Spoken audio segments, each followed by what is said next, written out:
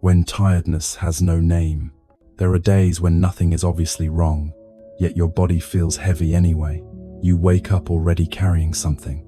Not sadness exactly, not anxiety in a clear shape, just a quiet weight that follows you from room to room. You move through the day, doing what needs to be done. You answer messages, you finish tasks, you appear fine, and still, somewhere inside, something feels worn down, as if you have been holding your breath for too long, without noticing when it started. This kind of tiredness is confusing. There is no clear reason to point to, no single event to blame, no dramatic story that explains why your energy feels thin. That can make it harder to be gentle with yourself. But nothing about this means you are weak. Nothing about this means you are failing at life. Very often, this is what happens when a body has been staying alert for a long time, even when there is no immediate danger anymore. You might notice it in small ways. A jaw that stays tight even when you are alone. A breath that never quite settles into your belly. Shoulders that forget how to drop. Your system has been trying to take care of you. It just hasn't been told yet that it is allowed to rest. There is nothing you need to solve here. Nothing you need to understand right away. You are not required to follow every word that comes next. We can move slowly. We can pause whenever needed. This space does not ask you to perform or improve. In mindfulness traditions, tiredness without a clear cause is often a sign of holding on, holding emotions that were never given time to land, holding expectations, holding vigilance long after it was useful. For now, we are not trying to fix any of that. We are simply creating a place where the body does not have to brace. If it feels okay, you can let this be a quiet place to rest your attention. Nothing more is expected of you here. When the body is tired before the mind understands, there is a particular kind of exhaustion that doesn't come from doing too much in one day. It comes from doing a little too much, for too long. You might recognize it by how it shows up quietly, not as collapse, but as dullness. Not as pain, but as a steady thinning of energy that never quite refills. You sleep, but you do not feel restored. You rest, but something inside you stays on guard. Even moments meant to be easy feel oddly effortful, as if relaxation itself requires concentration. Often, when this happens, the mind starts searching for answers. Am I bored with my life? Am I unmotivated? Is something wrong with me? But the body is speaking a different language. This tiredness is not a lack of will. It is not laziness. It is not a personal failure to cope. It is the fatigue of a system that has been holding itself together quietly. Many people learn early how to stay functional no matter what they feel. They learn to keep going when they are overwhelmed, to stay pleasant when they are hurt, to stay useful when they are depleted. Over time, this becomes automatic. The body braces before the mind even notices. Muscles tighten just a little. Breath stays shallow without conscious choice. Nothing dramatic, nothing obvious, just enough tension to cost energy every minute of the day. This is why the tiredness feels confusing. There is no single cause, because it is cumulative. It is built from thousands of small moments where you did not stop, moments where you adapted instead. Adaptation is intelligent. It keeps us safe, but it is also expensive. When the nervous system stays in a low-level state of readiness, it burns fuel constantly. Not panic, not crisis, just quiet vigilance. The kind that keeps listening for what might be needed next. The kind that doesn't fully settle, even when the room is silent. If you notice closely, this tiredness often lives in specific places. Behind the eyes, in the base of the neck, in the chest, where breath feels a little restricted. These are not random locations. They are places the body uses to prepare to respond, prepare to manage, prepare to hold things together. From a mindfulness perspective, this is not a problem to fix. It is information. The body is saying it has been doing more than you realized. Many traditions speak about suffering not as something loud, but as something accumulated. It grows when experiences are not fully metabolized. When emotions pass through the mind, but not through the body. You may have felt sadness but moved on quickly, felt anger but swallowed it, felt fear, but acted calm. Each time, the feeling did not disappear. It simply lost its story and stayed as sensation. The body remembers what the mind no longer tracks. This is why rest alone does not always help, because what is tired is not only muscles, it is the system that has been regulating everything quietly.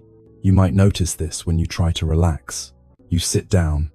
Finally, nothing urgent is happening, and yet, something in you feels uneasy, as if stopping requires permission you never learned how to give. This is not because you don't know how to rest. It is because resting means letting go of control, even briefly. And for a system trained to stay ready, that can feel unfamiliar. Sometimes the tiredness shows up emotionally. You feel flat, unmoved by things that once mattered. Not unhappy, just distant. This too is a form of protection. Numbness costs less energy than feeling everything fully, but it also costs connection. The body does not choose this consciously. It adapts in the best way it knows how. Understanding this changes how we relate to the fatigue. Instead of asking what is wrong with me, we begin to ask what has been carried for too long. This question does not require an answer right away. It is not meant to be solved. It simply opens a different attitude, one of listening instead of pushing. There is often a quiet grief underneath this kind of tiredness. Not grief for a specific loss, but for how long you have been holding yourself together, for how little space there has been to simply be unguarded. If that resonates, there is nothing you need to do with it yet. Just noticing is enough for now. The body softens when it feels understood, not fixed. Understood. In mindfulness practice, we often begin not with breath, but with permission. Permission for the body to be exactly as it is. Permission for tiredness to exist without explanation. This is not indulgence. It is honesty. When the body no longer has to justify its state, it uses less energy defending it. For now, let this be a place where nothing is required. No insight to reach. No change to make. Simply the recognition that this tiredness makes sense. That it did not come from nowhere. That it has been earned through endurance. We will move gently from here. There is another layer to this tiredness that often goes unnoticed. It is the fatigue that comes from not being met. Not in a dramatic way. Not necessarily by other people, but by your own inner pacing. Many people live slightly ahead of themselves, responding before they feel, explaining before they understand, moving on before something inside has finished speaking.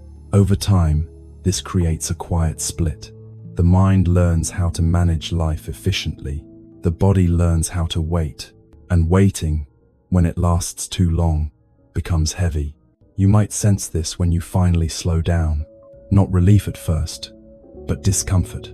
An urge to reach for distraction. A feeling that something unnamed is about to surface. This is often misunderstood as restlessness, but very often it is simply unfelt experience asking for room. The body does not release what it has never been allowed to express. It holds it instead, gently but firmly, in muscles, in breath, in posture. This holding is not a mistake. It is an act of care. At some point, your system decided it was safer to contain than to feel fully. Safer to stay composed than to soften. Safer to keep going than to pause. And it worked. It helped you survive what you needed to survive. It helped you remain functional. It helped you stay connected to the world. But what protects us at one stage of life can exhaust us at another. The tiredness you feel now may be a sign that your body is ready for a different rhythm, not a dramatic change, not a collapse, just a gentler relationship with experience. In mindfulness, there is an understanding that exhaustion is often the first signal of readiness. Not readiness to do more, readiness to do less with effort. When the system is no longer willing to push, it is often asking to be listened to. Listening does not mean digging. It does not mean analyzing your past. It does not mean forcing insight. It means allowing sensations to exist without immediately managing them. This can feel unfamiliar. You may notice the urge to label, to explain, to decide what this tiredness means. If that happens, it is okay. The habit to understand, is another form of vigilance. And vigilance, again, costs energy. What if understanding could wait? What if the body could speak first? Without translation, you might try something very small, not an exercise, not a technique, just a moment of orientation. Notice where your body meets the surface beneath you, the chair, the floor, the bed. Feel the contact points, not deeply, not perfectly, just enough to register that you are supported. Many tired systems forget this. They stay upright inside, even when sitting. They hold themselves as if support might disappear. Letting yourself feel held, even slightly, reduces effort. You may also notice your breath, not to change it, just to observe whether it feels guarded or open. Often, in this kind of fatigue, the breath is polite, controlled, not fully surrendered. There is no need to deepen it. Just noticing how it is can already soften something. This kind of awareness is not about improvement. It is about companionship. The body relaxes not when it is corrected, but when it feels accompanied. This is why being gentle with this tiredness matters. Harsh self-talk adds another layer of strain. Impatience reinforces the idea that rest must be earned. But rest does not come as a reward. It comes as a response to safety. Safety grows when there is less pressure to be different. You may find that as you stop fighting the tiredness, it shifts on its own, not disappearing, but becoming less heavy. This is not resignation. It is cooperation. The body and mind begin to move on the same side. Sometimes, beneath the fatigue, there is a longing to be unobserved, to not be needed, to not have to respond. This longing is deeply human. It does not mean you want to disappear. It means you want to rest from being a function, from being a role, from being someone who holds things together. Allowing this longing to exist, even quietly, can be relieving. You do not need to act on it. You do not need to explain it. Just letting it be acknowledged can return some energy. Energy returns not through stimulation, but through reduction of inattention. When less is demanded, more becomes available. As this chapter settles, there is nothing you need to remember, nothing you need to apply. If any part of this resonated, let it resonate without effort. If it did not, that is also fine. Tiredness without a clear reason is not a problem to solve. It is often a message that the way you have been holding yourself can soften now. We will continue slowly, at a pace that does not ask you to keep up. When rest still feels unsafe, sometimes the most exhausting part is not what you are doing. It is what you are not allowing yourself to stop doing. You may notice this when there is finally space. A free evening, a quiet morning, a pause you thought you wanted. Instead of relief, there is a subtle unease. Your body does not soften right away. Your mind looks for something to attend to, a reason to stay alert, a task to justify staying tense. This can be confusing. You tell yourself you are safe. Nothing urgent is happening. And yet, rest feels oddly unfamiliar. This is not because you do not know how to relax. It is because safety has been defined narrowly for a long time. For many people, safety has meant staying useful, staying responsive, staying one step ahead of what might be needed. You learned, perhaps quietly, that being prepared reduced risk, that being available prevented conflict, that being composed kept things from falling apart. So your nervous system adapted. It learned to associate calm with vigilance, stillness with readiness, even silence with anticipation. Over time, this becomes the baseline. The body does not wait for danger to appear. It prepares in advance. This preparation is subtle, a slight tightening in the abdomen, a breath that never fully releases, eyes that scan without intention. It does not feel dramatic enough to notice as stress, but it accumulates, and when you finally try to rest, the system does not recognize it as safe. It is not that rest is wrong, it is that rest is unfamiliar. The body asks a quiet question: who will watch if I stop? This question is rarely conscious. It lives beneath thought. In sensation, you might notice it as restlessness, or boredom, or an urge to check something. Often, people interpret this as a personal flaw. I cannot relax. I am bad at resting. But this is not a failure of character. It is a history of adaptation. Your system learned to survive by staying slightly braced, and it did that well. What is difficult now is not the past adaptation, but the present mismatch. The environment may be calmer, the demands may be different, but the body has not yet updated its expectations. In mindfulness, this is understood as residual readiness, the echo of old necessity. It takes time for the nervous system to trust that it can stand down. This trust is not built through force. It is built through repetition of gentle experiences. Small moments where nothing bad happens when you do less. Moments where you pause and the world does not collapse. At first, these moments may feel uncomfortable, not soothing, just neutral. That is enough. The body does not need immediate pleasure to relearn safety. It needs consistency. You might notice this when you try to slow your breath. The breath resists. It prefers to stay shallow. This is not stubbornness. It is caution. The body is saying, I am not sure yet. Listening to that, without judgment, is part of rest. There is a tendency to push relaxation, to try to make calm happen. But pushing is the same language the body has been hearing all along. Instead, rest arrives through permission. Permission to be exactly as tense as you are. Permission to not improve. This is counterintuitive, but tension relaxes when it no longer has to defend itself. You may notice that when you stop trying to relax, something shifts slightly. Not dramatic, just a small drop in effort. That is the nervous system testing the ground. In many contemplative traditions, this is described as learning to arrive rather than achieve. You do not arrive by doing more. You arrive by allowing what is already here to be enough. This does not mean giving up responsibility. It means recognizing that constant readiness is not the same as care. Care can be soft. Care can be slow. Your system may not trust this yet.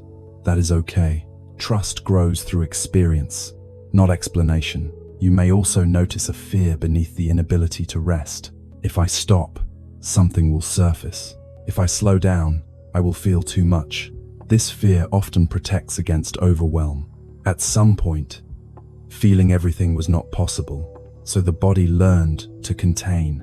Now, even when conditions are safer, the containment remains. The tiredness you feel may be partly from this containment. Holding takes energy. Releasing does too, at first. This is why rest can feel tiring. It is a transition state. The system is learning a new rhythm. There is no need to rush this learning. If it helps, you can think of rest not as stopping, but as changing posture, from upright holding to gentle leaning, from guarding to resting against something. You do not have to let go completely. Even a few % of softening matters. Perhaps your shoulders do not drop fully, but they drop a little. Perhaps your breath does not deepen, but it pauses less anxiously. These are real shifts. They may not feel like rest yet, but they are movement toward it. Movement away from constant self-management. You might notice that when you allow this small softening, emotions arise quietly, not overwhelming, just present. A hint of sadness, a sense of longing, a tiredness that feels more honest. This is not a setback. It is the body trusting that it can feel again. Feeling costs less energy than holding back feeling. Over time, this changes the quality of fatigue. It becomes more specific, less foggy, easier to respond to.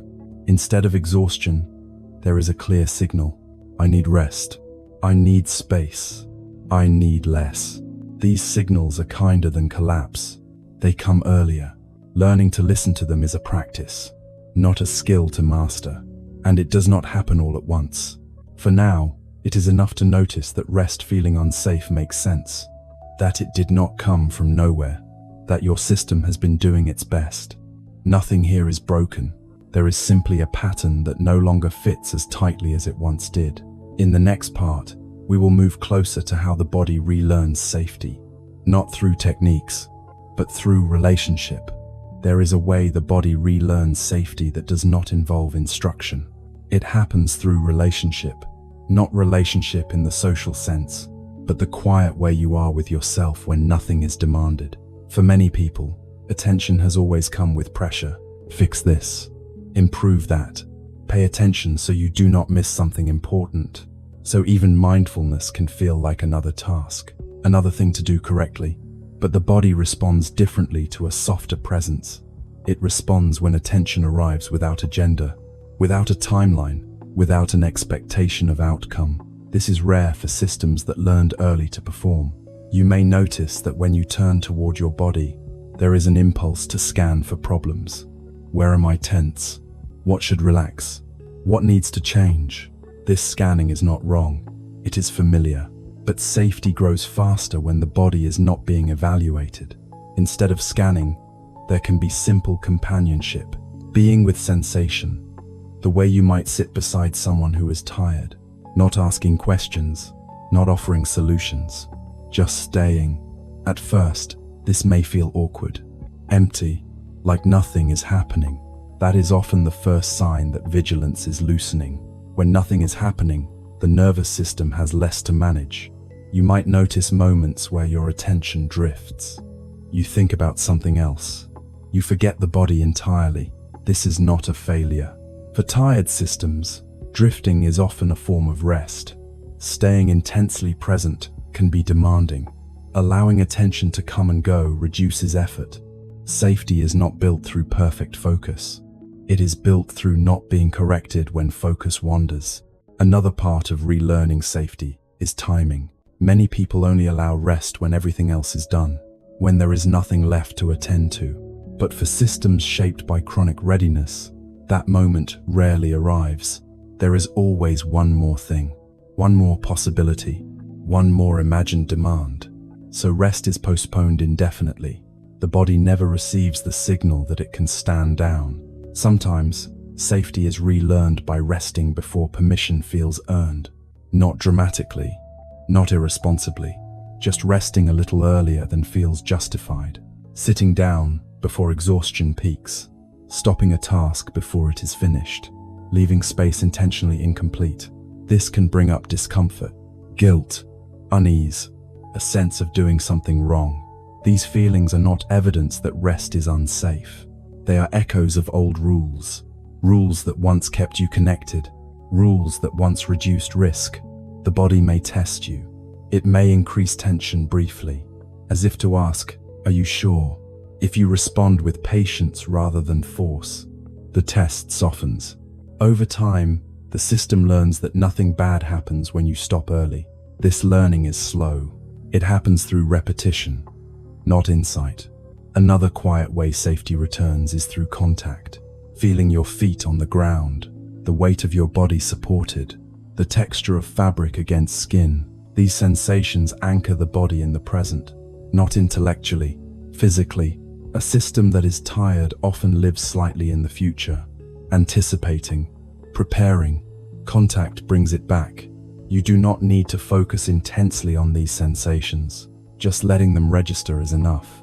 The nervous system takes cues from what is felt, not what is understood.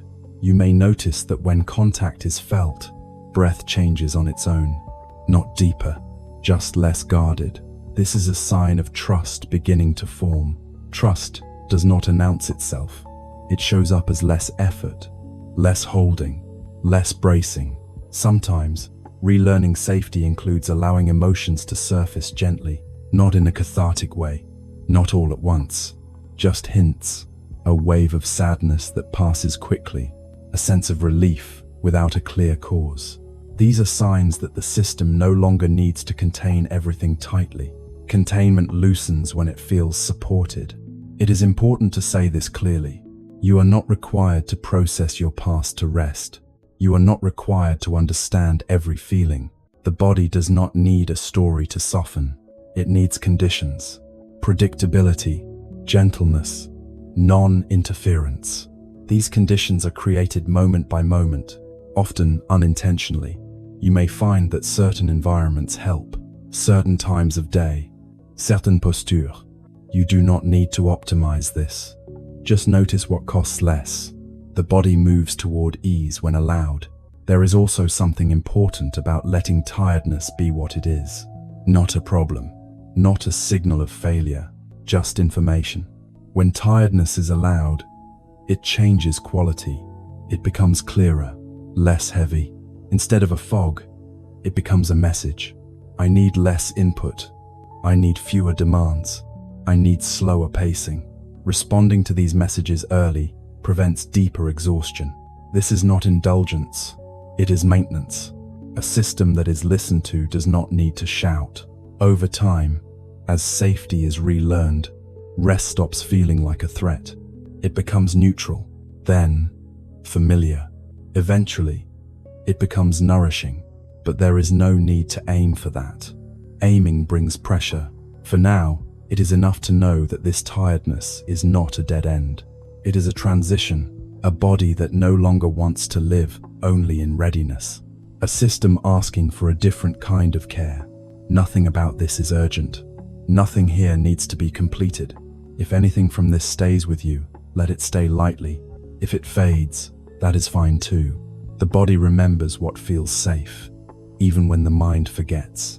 When your energy has been quietly borrowed, there is a kind of tiredness that comes from being available too often. Not available in a dramatic way. Not always saying yes out loud, but available internally. Listening for needs, anticipating reactions, adjusting yourself before anyone asks. You may not even notice you are doing this. It feels like attentiveness, like care, like being considerate. But over time, it becomes a steady drain. Your energy does not disappear all at once. It is borrowed in small amounts. A little here, a little there. By the time you notice the fatigue, you cannot remember where it went. Many people learn early that staying attuned to others keeps things smoother. You read the room. You sense shifts in tone. You adjust your words before they leave your mouth. This intelligence is valuable. It helps relationships function. It prevents conflict. But when it never turns off, it becomes exhausting. You might recognize this when you are alone and still feel on duty. Still monitoring, still preparing for an interaction that is not happening. Even rest can feel occupied. The mind replays conversations, plans what to say next time, wonders if you missed something. This is not anxiety in its loud form. It is quiet vigilance, and quiet vigilance costs energy constantly. Often, this pattern is rooted in care. You want others to feel comfortable. You want harmony. You want to be someone who is easy to be around. There is nothing wrong with this desire. But when your system has learned that ease for others requires effort from you, your body stays engaged even in moments meant for rest. You may notice that your fatigue increases after social interactions, even ones you enjoy. Not because you dislike people, but because you are tracking so much. Tracking reactions, tracking expectations, tracking the impact of your presence. This tracking is invisible labor. It rarely gets acknowledged, even by you. So the tiredness feels unearned, unexplained. You might tell yourself, you did not do that much today. Why am I so tired? But the work was internal. Internal work often goes unnoticed until the body protests. From a mindfulness perspective, this kind of fatigue is not a flaw. It is feedback. It tells you that your energy has been moving outward more than inward, not because you chose it consciously, but because that became the safest orientation. At some point, paying attention outward reduced risk. It helped you belong. It helped you stay connected. The body remembers this logic. Even when conditions change, the habit remains. You may also notice difficulty identifying what you want. After so much attunement to others, your own signals can feel faint. This too is tiring. Decision-making becomes effortful. Desire feels muted. Rest feels confusing because you are not sure what would actually replenish you. This is not because you lack preferences. It is because they have been quieted. Listening outward for a long time can make inward listening unfamiliar. The body feels this as depletion. Sometimes, the tiredness carries a subtle resentment, not sharp, not explosive, just a sense of being slightly overdrawn. You have given more than you realized, and there has not been space to receive. Receiving can feel uncomfortable for people used to giving energy away. It can feel undeserved, or awkward, or risky. So even when care is offered, the body does not fully take it in. Compliments bounce off. Help is minimized. Support is acknowledged politely but not absorbed. This keeps the cycle going. Energy flows out more easily than it flows in.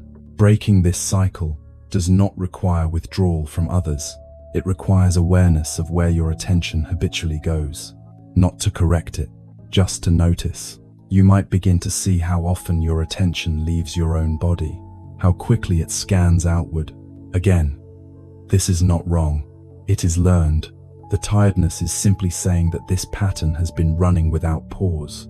In mindfulness traditions, there is an emphasis on balance, not self-focus, not self-neglect, but a steady return, a return of attention to the body, to sensation, to internal signals. This return does not need to be dramatic. It can be momentary, a pause where you ask, what is happening in me right now? Not to answer verbally, just to feel. This question alone can redirect energy. Often, when attention returns inward, there is relief, not happiness, just relief from constant outward orientation. The body recognizes itself again. You may notice tiredness shift when this happens. It becomes less diffuse, more specific. Specific tiredness is easier to respond to. It might say, I need quiet, or I need less stimulation, or I need to not talk for a while. These needs are not demands. They are information. Responding to them gently restores energy. Ignoring them continues the borrowing. It is also important to acknowledge that many people fear what will happen if they stop being so available. Will I become selfish? Will I disappoint? Will I lose connection? These fears are understandable, but availability that costs too much is not sustainable. Over time, it leads to withdrawal anyway.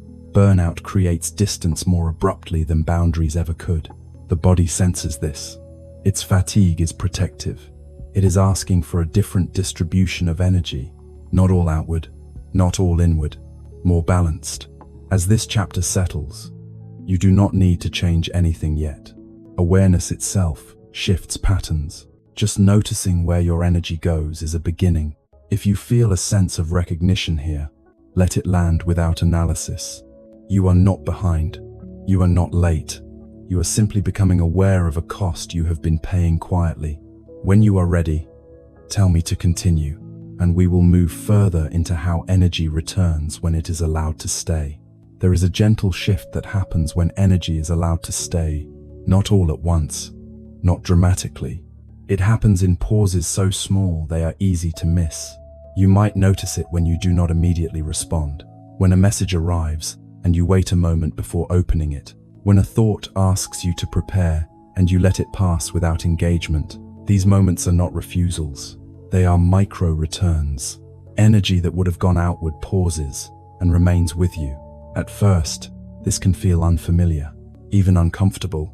Your system may interpret it as neglect, as risk. You might feel a subtle tension rise, a sense that you are being careless.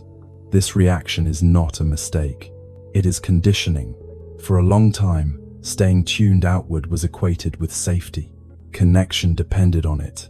Belonging depended on it. So when you interrupt that habit, the body checks for danger.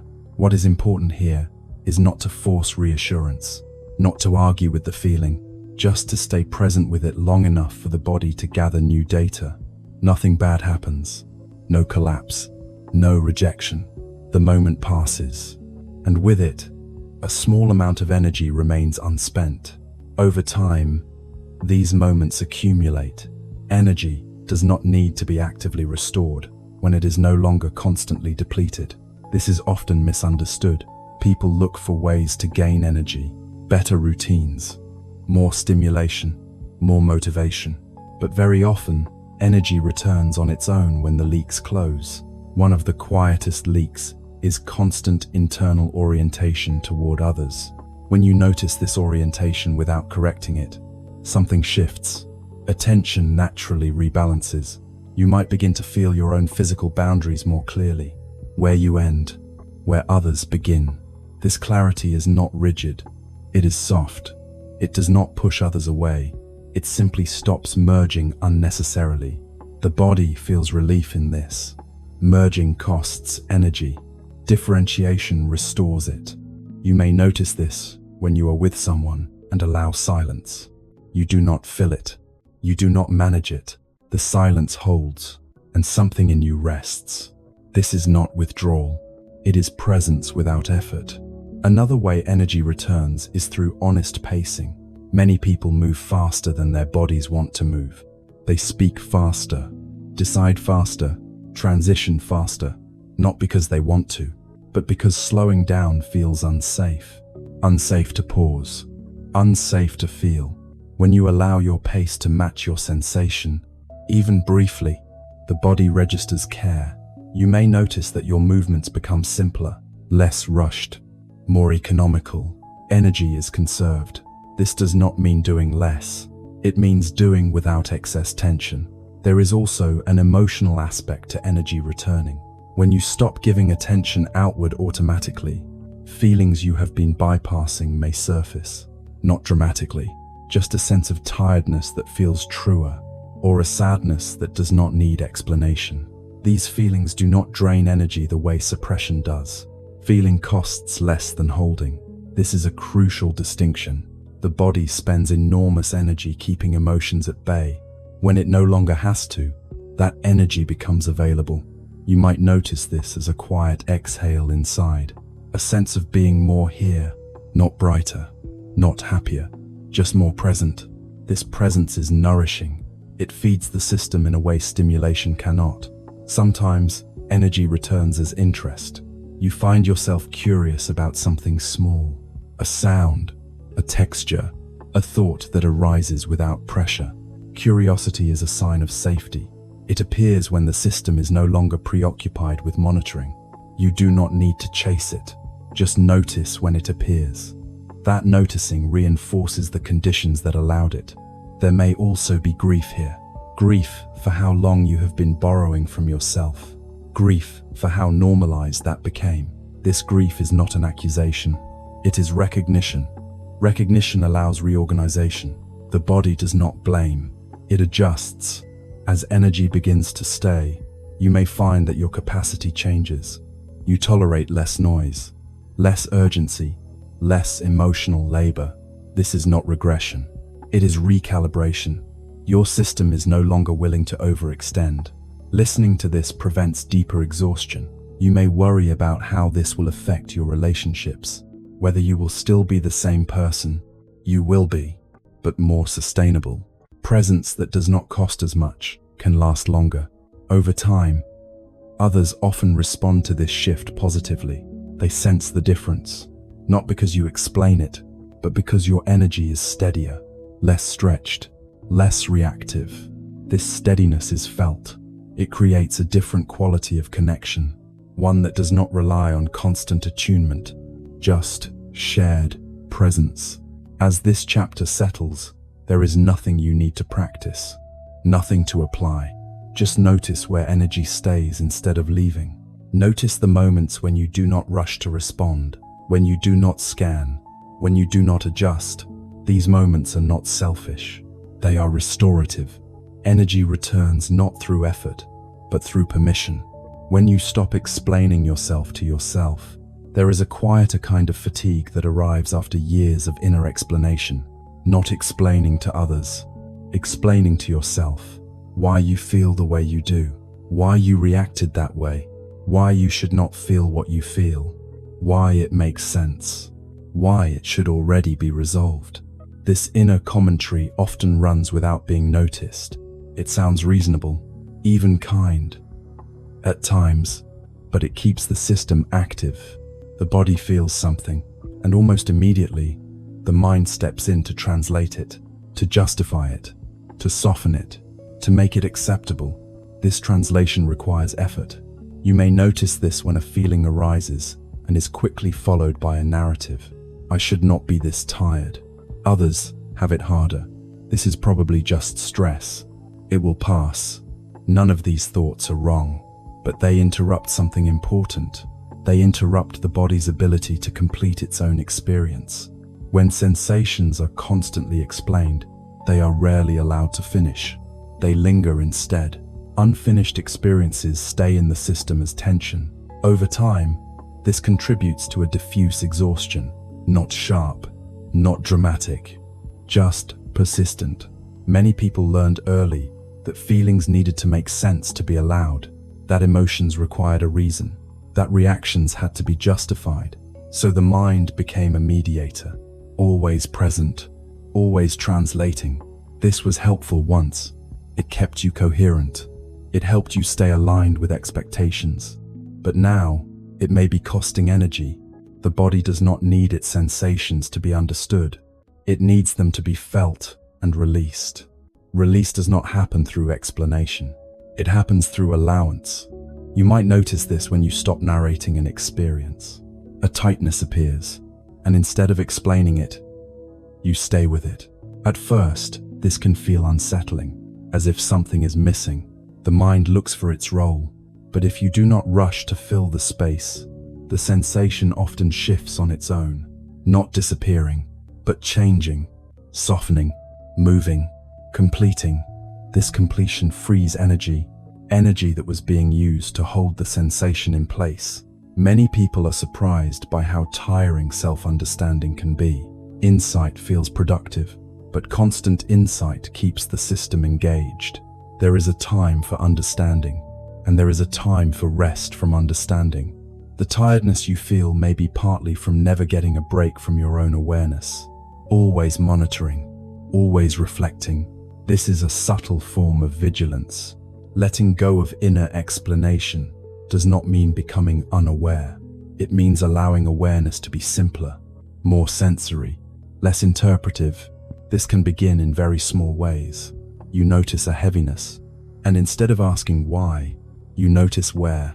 You feel irritation, and instead of explaining it, you notice how it feels in your body. This shift reduces cognitive load. The nervous system relaxes when it does not have to justify its state. You may find that without explanation, emotions feel less personal, less like problems, more like weather. They move through. This movement restores energy. There is also something deeply restful about not needing to make sense of yourself, to not have a story, to not reach a conclusion, just sensation, arising and passing. This does not make you less reflective. It makes reflection optional. Optionality restores choice. Choice restores energy. Another layer of fatigue comes from anticipating judgment, even self-judgment. You may notice that you explain yourself preemptively, to avoid criticism, to stay acceptable. This habit often began in relationships, but it gets internalized. You become both speaker and judge, always preparing your case. This is exhausting. When you stop explaining, there is a moment of vulnerability. What if this feeling exists without permission? Often, nothing happens. The feeling exists, and then it changes. No judgment arrives. This is how safety is relearned, not through reassurance, through experience. The experience of not needing to justify your inner state. You may also notice a soft grief here. Grief for how long you have been explaining yourself, as if your inner life needed approval. This grief is gentle. It does not demand action. It simply acknowledges effort that can now rest. As explanation falls away, something else becomes possible. Listening without agenda, not to find meaning, just to accompany. This listening feels different in the body, slower, less tight. Energy that was being used to think now becomes available to feel. Feeling is less tiring than thinking about feeling. This is a counterintuitive truth. The mind often believes it is helping, but sometimes it is simply busy. Letting the mind step back does not diminish you. It gives the body room to complete cycles. Completion is deeply energizing. Unfinished loops drain. You may notice that as you explain less, you sleep more deeply, or your fatigue feels cleaner. Cleaner fatigue is easier to respond to. It asks for rest, not escape. It asks for quiet, not distraction. These requests are simpler. Simpler requests cost less to fulfill. As this chapter settles, you might notice moments when you begin to explain yourself inwardly. You do not need to stop it. Just notice. Notice the effort. Notice what happens if you pause the explanation halfway through. Often, the body sighs. That sigh is energy returning. There is no need to practice this deliberately. Awareness will find its own rhythm. If this space feels unfamiliar, that is okay. You have lived a long time inside understanding. Resting from it is a transition. Transitions take energy too. Be gentle with that. Nothing here needs to be perfected. You are not behind. You are simply allowing a layer of effort to fall away. There is a subtle relief that comes when you no longer have to be coherent inside yourself. Not numb, not careless, just not constantly organized. Many people carry an internal expectation to always understand themselves clearly, to have a reason, a framework, a narrative that makes their inner life acceptable. This expectation creates tension even in quiet moments. You might notice it when you sit down with nothing to do. Instead of rest, your mind begins to sort. What am I feeling? Why now? What does this say about me? This sorting feels productive, but it keeps the system awake. There is another way of being with experience, one that does not require clarity. It is the way the body lives. The body does not need to know why a sensation exists. It does not ask what it means. It does not need a conclusion. It feels, and then it changes. When you allow yourself to be a body for a moment, rather than a mind managing a body, energy shifts. This shift is quiet. You may not notice it immediately. It may show up later as less heaviness, or as a moment of ease you cannot explain. Explanation is not required. Often, the deepest rest comes when you stop trying to be someone who understands everything about themselves. Understanding can wait. The body cannot. The body needs immediacy, presence, permission to be unfinished. You may notice that when you stop explaining, your inner world feels less crowded. Thoughts still appear, but they do not pile up. They pass like weather. This passing is important. Thoughts that pass do not consume energy. Thoughts that linger do. Lingering often happens when thoughts are examined repeatedly, turned over, refined. Examination has its place, but when it never pauses, it becomes labor. Many tired people are not tired because they think too much. They are tired because they never stop thinking about thinking. They observe themselves constantly. How am I doing? How am I coming across? Am I reacting appropriately? This self-observation is subtle surveillance. It keeps the system alert. Letting go of explanation loosens this surveillance. You may feel a slight disorientation at first. Who am I if I am not monitoring myself? This question does not need an answer. The body answers it through sensation, through weight, through breath, through contact with the world. You may notice that when you stop narrating, your senses become clearer. Sounds arrive more distinctly. Textures feel more real. This is not because you are paying more attention. It is because attention is no longer split. Energy returns when it is not divided. There is also something deeply humane about allowing yourself to feel without commentary. It is the way animals rest, the way children collapse into sleep. No interpretation, just being. Adults often forget this capacity, not because it disappears, but because it gets covered by habit, the habit of making sense. As this habit softens, rest begins to feel simpler, not something you achieve, something you allow. You may find that when explanation falls away, emotions come and go more quickly. They do not get stuck. Stuck emotions drain energy. Moving emotions do not. Movement is natural when nothing interferes. Interference often comes from judgment disguised as understanding. I should not feel this. This does not make sense. I thought I was past this. These thoughts freeze experience. When they pause, experience resumes its natural cycle. This cycle includes rest. You may notice moments where you feel tired in a cleaner way, not overwhelmed, just tired. This is healthy tiredness. It knows what it needs. Sleep, quiet, less stimulation. Responding to this tiredness is straightforward. You do not need to analyze it. You rest, and rest works. This is very different from the exhaustion that comes from constant inner management. That exhaustion is confusing, unclear, resistant to rest. As explanation softens, fatigue becomes more honest. Honest fatigue is a relief. It no longer carries shame or confusion. It is simply information. I need to stop now. Stopping at that point restores energy faster than pushing through. You may worry that without explanation, you will lose insight. But insight does not disappear. It arrives when needed, often more clearly, because the system is not depleted. Rested awareness sees better than exhausted analysis. There is a wisdom that emerges when you trust experience to complete itself. This wisdom is not verbal, it is felt. It shows up as timing, as intuition, as knowing when enough is enough. This knowing does not argue. It is quiet, and it is efficient. Energy aligns around it naturally.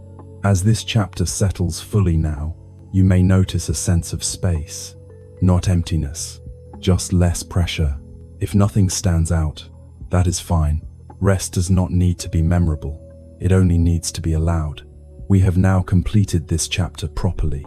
When you realize you have been carrying more than your share, there is a moment that comes quietly, not during a crisis, not in the middle of a decision. It comes when you pause and notice how tired you are, and something inside asks a simple question. Why does this feel so heavy? Not as a complaint, not as self-pity, just curiosity. Often, the answer is not about what you are doing now. It is about what you have been holding for a long time. Many people carry responsibilities that were never fully theirs. Emotional weight, relational balance, unspoken expectations. You may have learned early to be the steady one, the one who adapts, the one who notices what others need before they ask. This skill is praised, it is rewarded, but it also comes with a cost. You begin to hold the emotional center of rooms. You absorb tension, you smooth edges. You may not realize you are doing this. It feels normal until the body grows tired. This tiredness is not about effort alone. It is about load. Carrying weight that is not acknowledged drains energy differently than visible labor. You might notice this after interactions where nothing bad happened. No conflict, no drama, and yet you feel depleted. This depletion often comes from emotional balancing. You regulate yourself and others at the same time. You keep conversations safe.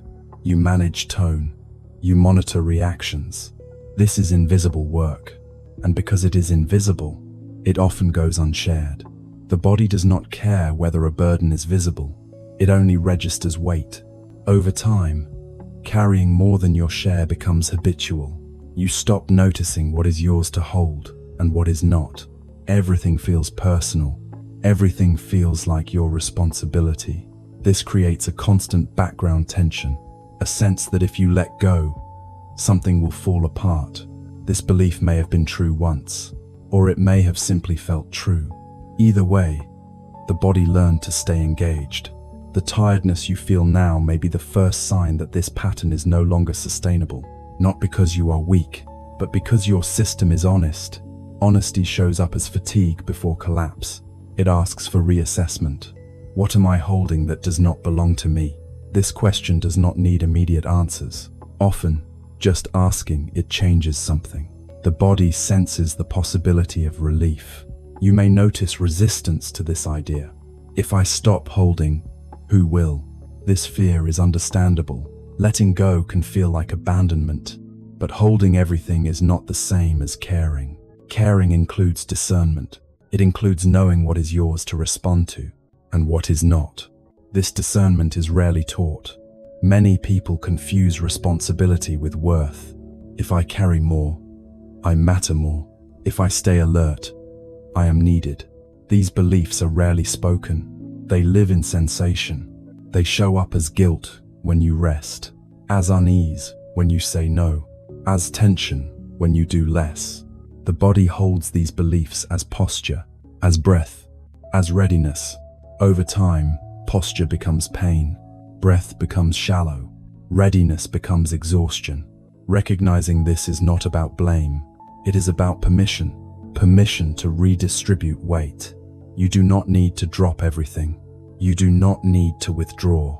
You only need to notice where you are carrying out of habit. Habitual carrying is different from chosen care. Chosen care is energizing. Habitual carrying is draining. You may begin to feel the difference in your body. When something truly belongs to you, there is effort, but also clarity. When something does not, there is effort and confusion. Confusion is expensive. The tiredness you feel may be the cost of confusion. In mindfulness traditions, there is an understanding that suffering increases when boundaries blur. Not boundaries between people alone, boundaries between responsibility and over-responsibility. Clear boundaries conserve energy.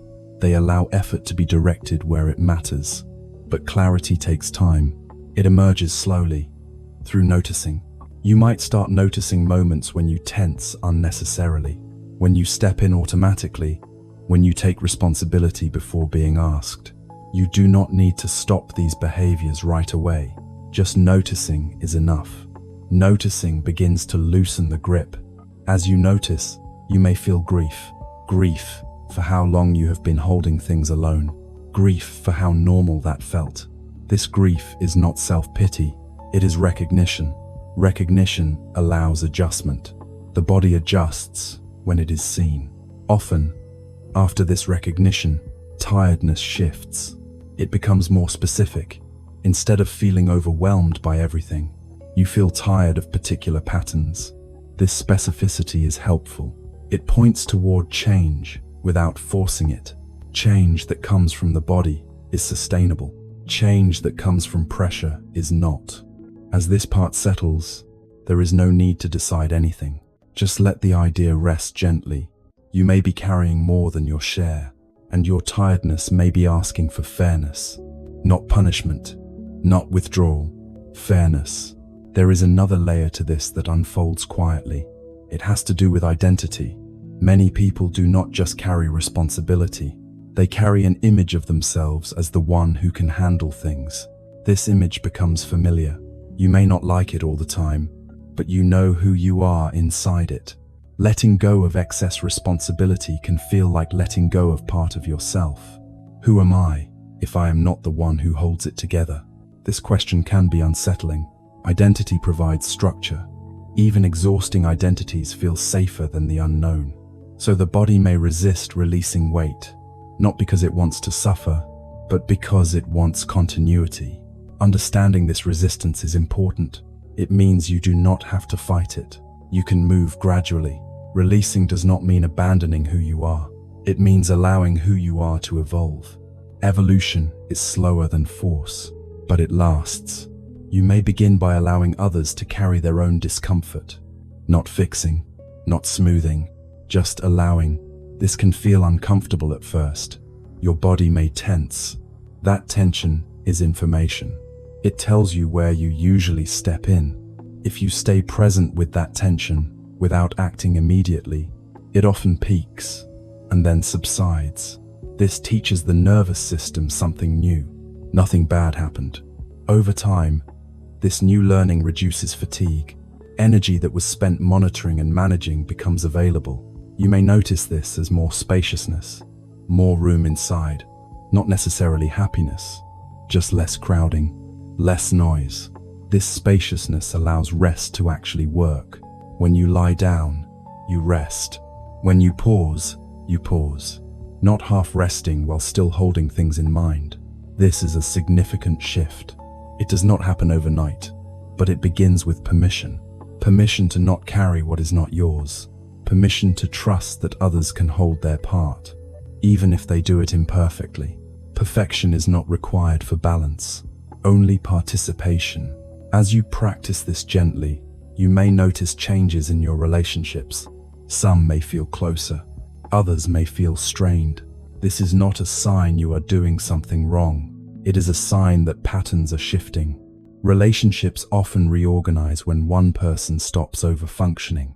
This reorganization can be uncomfortable, but it is also honest. Honesty restores energy.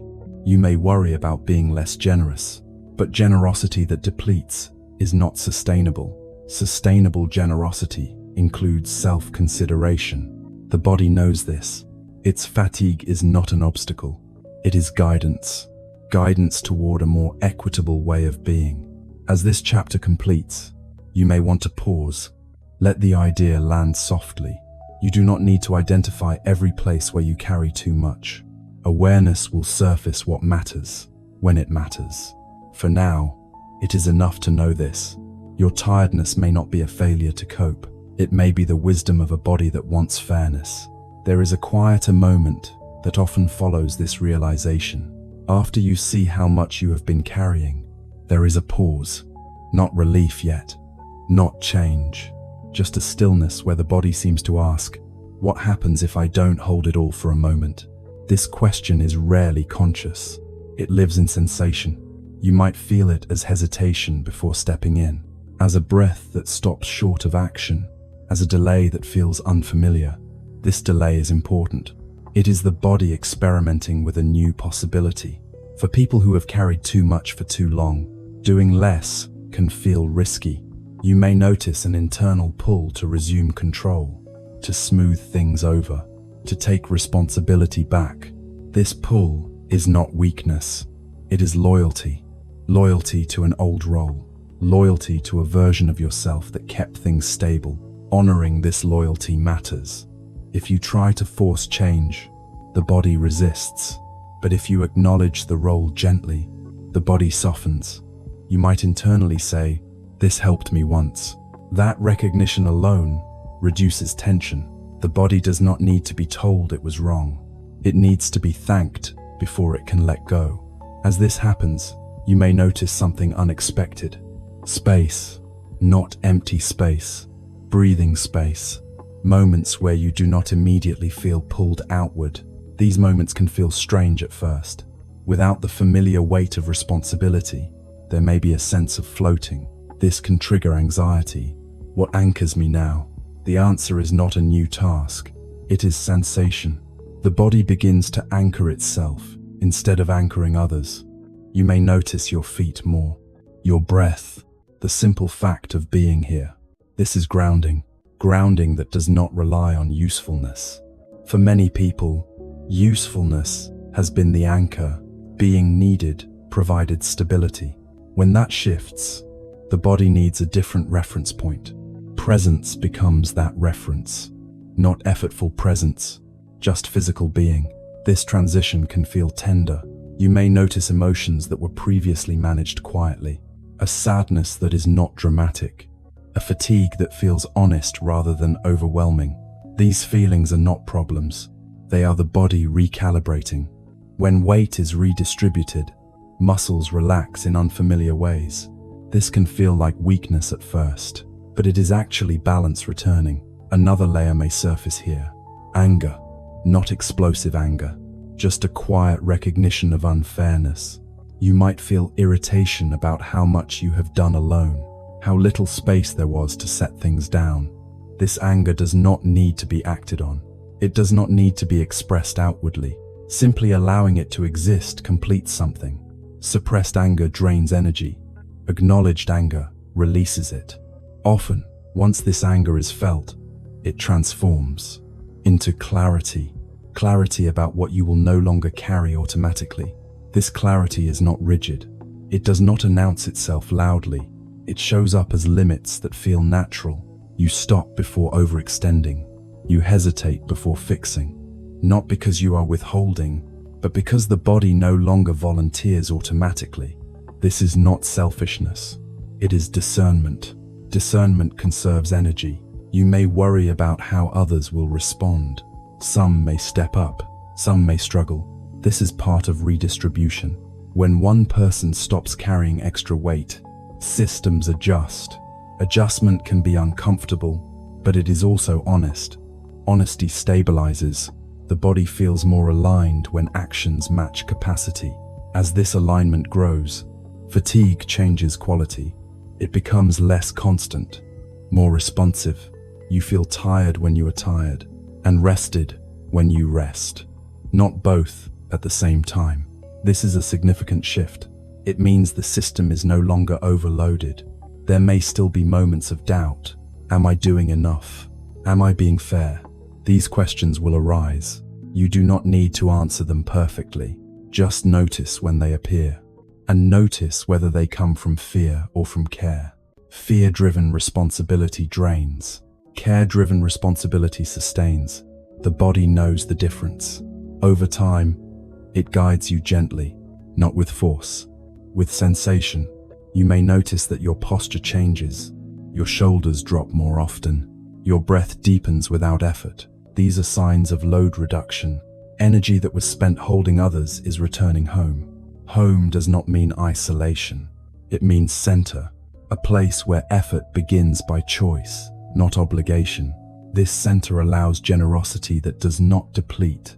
From here, giving feels different. It is lighter, more specific. You help where you can, and you stop where you cannot. Stopping no longer feels like failure. It feels like accuracy. Accuracy restores trust. Trust restores energy. As this chapter settles fully now, there is no instruction to follow, no rule to remember, just an invitation to notice weight, what feels heavy, what feels natural, and to allow yourself, slowly, to carry only what is truly yours. We can pause here. When slowing down feels like losing control, there is a moment many people reach, where speed has become a kind of armor, not rushing exactly, just moving quickly enough to stay ahead of feeling. You might notice it in how you transition between things, one task into the next, one conversation into another. There is very little space in between. Space can feel dangerous when you have learned that momentum keeps things from falling apart. So you keep going. Even rest becomes efficient, timed, contained. You lie down, but part of you stays upright inside, listening, monitoring. Slowing down feels like letting go of something essential. Control. Control has often been misunderstood. It is not about dominance or rigidity. It is about safety. At some point, moving quickly reduced risk. Thinking ahead prevented problems. Staying busy kept emotions manageable. The body remembers this logic. So when you consider slowing, the nervous system responds, not with calm, with alertness. You may feel it as restlessness, or irritation, or a sudden urge to do something useful. This response is not resistance to rest. It is fear of vulnerability. Slowing down exposes gaps. Gaps where feelings might surface. Gaps where you are not actively managing outcomes. For someone used to holding things together, these gaps can feel like loss of control. The body asks, who will manage if I stop? This question lives below language. It shows up as tension. You may notice your muscles engage, even when nothing is required. Your breath stays shallow. Your jaw tightens slightly. These are signs of readiness, not stress. Readiness becomes exhausting when it never stands down. The tiredness that accompanies this is not from overwork alone. It is from constant self-regulation. You are regulating pace, regulating emotion, regulating perception. This is invisible work. Slowing down threatens this system. If I slow, I might feel overwhelmed. If I slow, I might fall behind. If I slow, I might not keep up with who I am expected to be. These fears are not irrational. They are learned responses. They formed in environments where slowing was not safe, where being alert mattered. But environments change.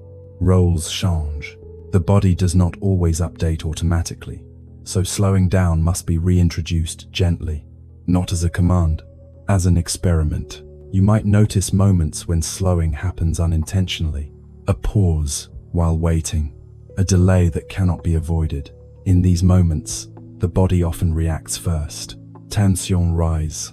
The urge to fill the space appears.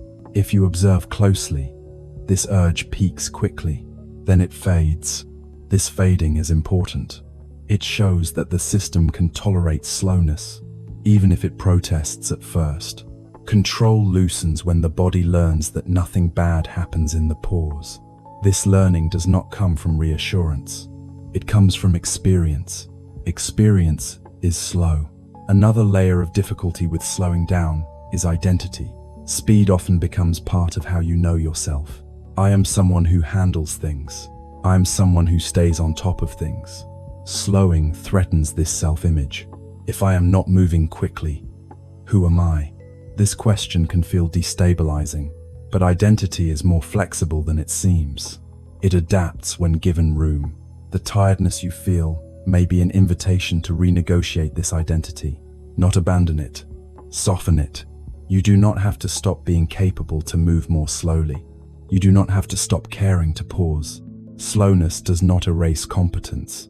It changes how competence is expressed. Often, when pace slows, clarity improves. You notice what matters, what does not. Energy stops being scattered. This can feel strange at first. A quieter system feels unfamiliar when you are used to noise. You may interpret quiet as emptiness, but quiet is often just unused capacity. Capacity that has not been felt before because it was always occupied. Slowing allows you to feel this capacity. It does not demand you fill it. Another reason slowing feels difficult is that it reveals fatigue more clearly. When you are busy, tiredness is masked by movement. When you stop, it becomes obvious. This can be uncomfortable, but this clarity is not a problem. Clear tiredness can be responded to. Vague exhaustion cannot.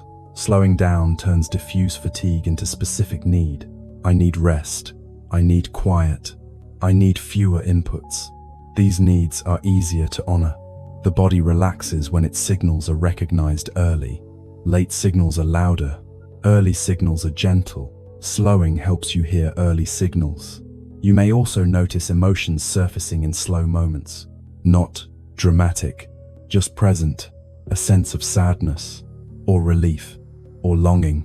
These emotions are often not new. They were simply postponed. Postponement costs energy. Allowing emotions to arise and pass costs less. Feeling is not what exhausts us. Suppressing feeling does. Slowing removes the cover. This is why it can feel vulnerable. Vulnerability is not weakness. It is exposure. Exposure without safety is overwhelming. Exposure with safety is relieving. Safety grows when you do not rush to escape experience. Even a few seconds of staying can change the nervous system. Staying does not mean analyzing. It means allowing. You may notice that when you stay with a slow moment, your breath changes. Not because you force it, because the body recalibrates. This recalibration restores balance. Balance reduces fatigue. As this part of the chapter settles, you do not need to slow everything down. That would be another form of control. Just notice where slowness appears naturally, and what happens when you do not resist it. Nothing needs to be fixed here. The body is already learning. There is a different quality of safety that begins to appear when slowness is no longer resisted. Not the safety of control, not the safety of certainty, but the safety of enoughness. You may begin to notice that when you slow, even slightly, nothing collapses. The world does not demand immediate correction. People do not disappear. Your sense of self does not dissolve. At first, this realization arrives quietly, a pause that does not punish you, a moment of stillness that holds. The body registers this before the mind does. It registers it as a softening, a less urgent breath, a slight release in places that were always tense. These shifts are small, but they are meaningful. They tell the nervous system something new. I can be here without managing everything. This is not passive, it is receptive. Receptivity uses far less energy than vigilance. For many people, slowing down reveals how much effort has been spent simply staying composed, holding posture, holding tone, holding readiness. When this effort drops, even briefly, fatigue changes shape. Instead of feeling like a burden, it feels like a signal that can be responded to. You may notice that when you slow, your body asks for simpler things. Less noise, less input, more space. These requests are modest. They are not demands for escape. They are invitations to regulate. Slowness makes these invitations audible. Without slowness, they are drowned out by momentum. Another layer of safety appears when you realize that slowing does not make you less capable. In fact, it often makes your actions more precise. You choose instead of react. You respond instead of manage. This distinction matters. Reaction is fast but expensive. Response is slower but efficient. The tiredness that comes from constant reaction fades when response becomes available. Response requires space. Space only appears when speed relaxes.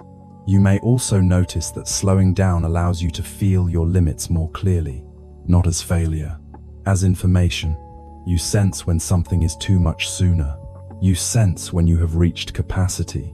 This early sensing prevents overextension. Preventing overextension conserves energy far more effectively than recovering from exhaustion. Slowness supports prevention. It allows the body to speak before it has to shout. For people used to pushing through, this can feel unfamiliar. You may doubt these signals. Question them. Am I really tired or just avoiding? This question is common. It comes from a culture that values endurance over attunement. But the body does not benefit from being tested constantly. It benefits from being heard. When you honor early signals, you build trust. Trust reduces internal conflict. Internal conflict drains energy. As trust grows, slowing down begins to feel less threatening. It becomes a place you can visit rather than a state you fear. You may notice moments where you choose to slow intentionally, not dramatically, just a breath longer, a step slower. These choices are not about discipline, they are about alignment. Alignment feels restful even when effort is required. You can work hard without exhaustion when alignment is present. Exhaustion comes when effort is misaligned with capacity. Slowness helps you sense capacity. Another important aspect of slowing is emotional integration. When you move quickly, emotions are often left behind. They do not disappear, they wait. Waiting emotions accumulate. Slowing allows emotions to catch up. This can feel intense at first. You may feel more when you slow, not because there is more to feel, because you are no longer outrunning it. This is where many people panic and speed up again. But if you stay, something different happens. The emotions move through. They do not stay forever. Movement is natural when there is no interference. Interference often comes from fear of being overwhelmed, but overwhelm usually comes from accumulation, not presence. Slowing prevents accumulation. Presence processes. This is why slowness can be deeply regulating, even if it feels uncomfortable initially. Regulation is not always soothing in the moment, but it is stabilizing over time. Stability restores energy. You may also discover that slowing changes how you relate to time. Time stops feeling like a threat or a resource you are constantly losing. It becomes something you move within. This shift reduces pressure. Pressure is one of the greatest drains on energy. When pressure eases, energy returns without effort. There is also a relational dimension to slowing down. When you slow, others may slow too, or they may not. If they do not, you may feel tension. This tension reveals patterns. Who expects you to keep up? Who benefits from your speed? Seeing this can be uncomfortable, but it also clarifies where your energy has been going. Clarity allows choice. Choice is energizing.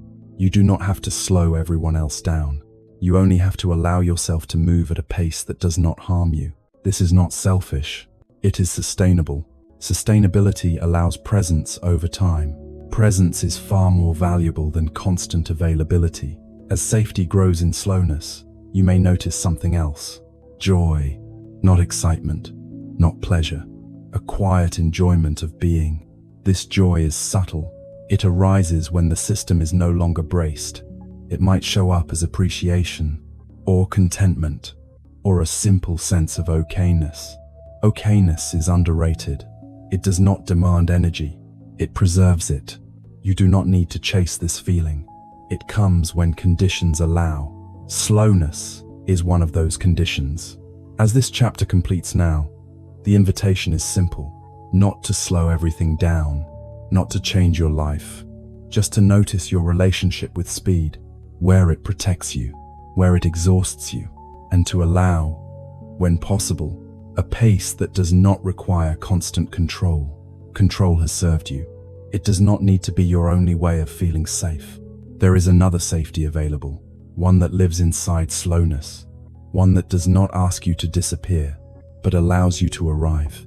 When the body asks for permission to stop holding, there is a moment that often arrives after slowness becomes possible. Not dramatic, not announced. It arrives as a quiet request from the body. Can I stop holding this now? The body does not ask with words.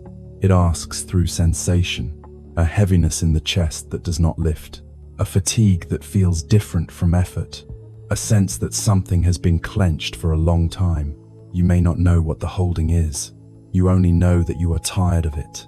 This tiredness is not about action. It is about containment, holding emotions, holding composure, holding readiness. You may have learned to hold yourself together in situations where letting go was not safe, where expression created consequences, where softness invited harm or misunderstanding. So the body adapted. It learned to contain, to compress experience, to stay upright internally even when nothing was required. This containment is subtle. It does not feel like effort at first. It feels like normal. Only later does the cost appear. The cost is fatigue without a clear cause. Permission is what has been missing. Not permission from others, permission from within. Permission to stop managing what no longer needs management. The body often waits a long time for this permission. It waits until the system is safe enough, until the pace slows, until awareness becomes gentle. Then it asks, can I stop holding? This question can feel unsettling. Holding has provided structure. It has been a way to stay intact. Letting go can feel like losing shape. You may fear that if you stop holding, everything you have kept contained will spill out. This fear is common, but the body does not ask to release everything at once. It asks in increments, a softening of the jaw, a longer exhale, a moment where the shoulders drop without being told. These are not collapses, they are micro-releases. The body tests safety through small experiments. It releases a little and watches what happens. Nothing bad happens. This builds trust. Trust allows more release. Many people misinterpret holding as strength, but holding is often just endurance. Endurance is useful in emergencies. It is costly as a lifestyle. The body knows this. Its request for permission is not a demand to quit life. It is a request to stop bracing unnecessarily. You may notice that when you stop holding, you feel more, not overwhelmed, just present. Sensations become clearer. Emotions feel closer. This closeness can be uncomfortable. Distance has been protective, but distance also costs energy. Staying distant requires effort. Feeling requires less effort than suppressing. This is one of the quiet truths of the nervous system. Holding back takes work. Letting through takes trust. Trust is what the body is asking to build. Permission is the doorway. Permission to feel without fixing. Permission to be affected without explanation. You may notice an internal voice that resists this. Now is not the time. I will deal with this later. I cannot fall apart. This voice is not wrong. It is trying to protect continuity. But permission does not mean falling apart. It means allowing the body to adjust its grip. A grip that has been tight for too long eventually causes pain. Releasing does not mean dropping everything. It means loosening enough for circulation to return. Circulation restores energy. You may notice this as warmth, as movement, as a sense of life returning to places that felt numb. These sensations are subtle. They are easy to overlook, but they are signs of regulation. The body regulates not by force, but by release. Another layer of holding that often goes unnoticed is holding identity. Being the one who copes, the one who stays calm, the one who does not need much. These identities often formed early. They helped you stay safe. They helped you belong. But identities require maintenance. You must keep performing them. The body holds the tension of performance. Permission to stop holding includes permission to rest from identity, not to lose yourself, to let yourself be more than one role. This can feel disorienting. Without the familiar tension of holding it together, you may not know how to position yourself. This is temporary. The body reorganizes when given space. You may find that when you stop holding identity, you become more flexible, less rigid, less reactive. Energy flows more freely. You are no longer spending it maintaining a shape. Another aspect of holding is time. Many people hold their breath against the future, anticipating what is next, preparing for what might be needed. This future orientation keeps the system activated. Permission to stop holding includes permission to be where you are, not in a forced way, in a physical way, feeling the chair, the floor, the room. The body cannot hold past and future at the same time as present contact. Contact interrupts holding. This is why grounding works. Not as a technique, as a reminder, you are here, you are supported. Holding often comes from the belief that support may disappear. When support is felt, holding softens. You may also notice grief when you stop holding.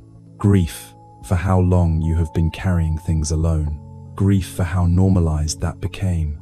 This grief is not a problem, it is a release. Grief moves energy. Suppressed grief drains it. Allowing grief, even quietly, restores balance. You do not need to express it dramatically, just letting it be felt is enough. The body completes cycles when feelings are allowed. Completion is deeply energizing. Unfinished holding keeps cycles open. Open cycles drain attention. This is why fatigue can feel endless. Permission close cycle, not all at once, one at a time. The body knows which ones are ready. You do not need to decide. If you notice moments where you sigh spontaneously, or where your posture changes without effort, these are signs of permission being received. The body is responding. You may also notice fear. If I stop holding, will I become careless? Will I lose my edge? These fears assume that holding is the source of competence. Often, competence comes from clarity, not tension. When tension drops, clarity improves. You see what actually needs your attention. Not everything. This selectivity conserves energy. The body prefers efficiency to effort. Holding is inefficient. Release allows efficiency. As this chapter opens fully now, the invitation is not to force permission. Permission cannot be forced. It is something you allow yourself to notice. Notice where you are holding unnecessarily. Notice what happens when you soften 1%. 1% is enough. The body responds to small gestures. You do not need to trust fully, just enough to experiment. Nothing here needs to be resolved today. The body will continue this conversation on its own. It always does. When it senses that someone is listening, there is a different sensation that follows the first moments of release. It is not dramatic. It does not arrive with relief right away. It arrives as unfamiliar quiet. When the body stops holding something it has been gripping for a long time, there can be a brief sense of emptiness. Not emptiness as loss. Emptiness as space that has not yet learned what to do with itself. Many people mistake this moment for something being wrong. They think, why do I feel strange now? Why don't I feel better immediately? But this pause is natural. The nervous system is recalibrating. Holding created constant feedback. Tension gave the body something to organize around. When that tension softens, the system needs time to orient. This orientation phase can feel like floating, like being between positions. You may feel slightly ungrounded or uncertain. This is not instability. It is transition. Transitions are often misread because they do not feel like arrival. But arrival is not the goal. Integration is. The body integrates release gradually. You may notice that after letting go of holding, fatigue becomes clearer, not heavier. Clearer. Instead of a vague exhaustion, you feel distinctly tired. This is a good sign. Clear tiredness knows how to rest. Diffuse exhaustion does not. Clear tiredness asks for sleep, quiet, warmth, stillness, and when you respond, the response works. This is very different from the exhaustion that persists no matter what you do. That exhaustion comes from ongoing holding. As holding reduces, rest becomes effective. You may notice that when you lie down, your body actually settles, not instantly, but more completely. Your thoughts slow without being forced. Your breath deepens without instruction. These are signs that the nervous system is trusting the release. Trust is built not through intention, but through experience. Each time you release a little and nothing bad happens, trust grows. The body learns that it does not have to stay contracted to remain safe. This learning is cumulative. It builds quietly. Another layer of release involves allowing support to be real. Many people are surrounded by support but cannot feel it. They hear words of care, they receive help, but internally they remain braced. This bracing blocks nourishment. The body cannot take in what it does not trust. When holding softens, support begins to land. Not intellectually, physically. You may notice that a kind word stays with you longer. That help actually reduces strain instead of adding guilt. This is not because others are doing something differently. It is because your body is less defended. Defense is exhausting. Lowering it conserves energy. You may also notice a change in how you relate to effort. Effort becomes more optional. You still do what needs to be done, but you stop doing everything with the same intensity. Some things require focus, others do not. The body begins to differentiate. Differentiation is efficient. It directs energy where it matters. Undifferentiated effort spreads energy thin. That is how burnout happens. Release allows discernment. Discernment allows rest, even in action. You may find that you can be busy without being drained.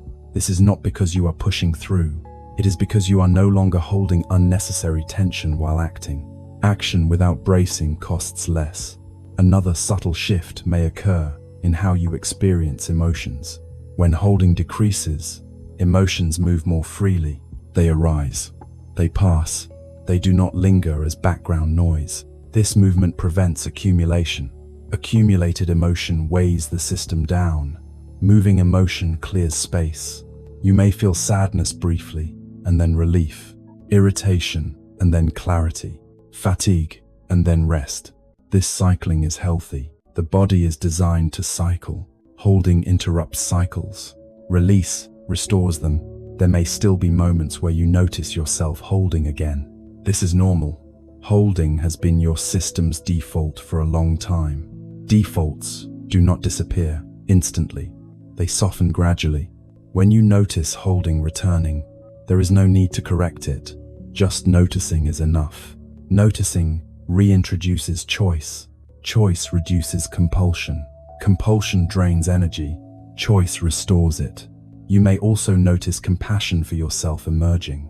Not sentimental compassion, practical compassion.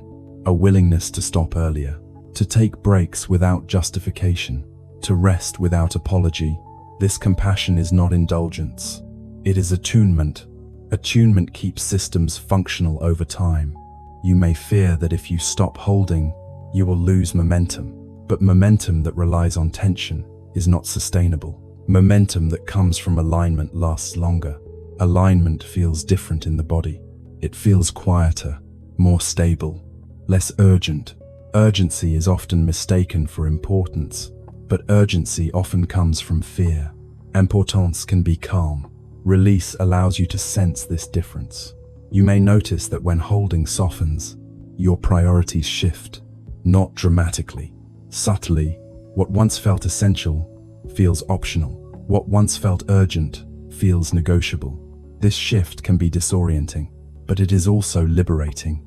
Energy flows toward what truly matters when it is no longer trapped in unnecessary holding. You may also notice moments of joy, not excitement, not achievement, just a sense of ease. Ease is not emptiness.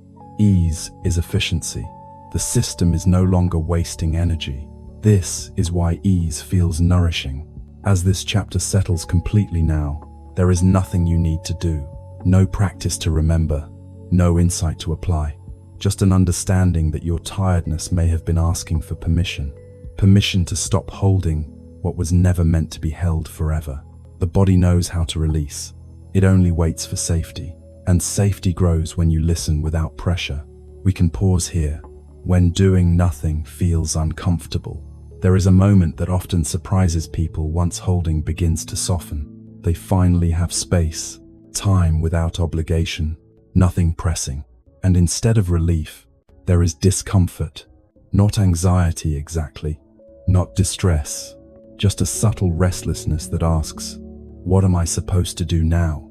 This feeling can be confusing. You expected rest to feel good.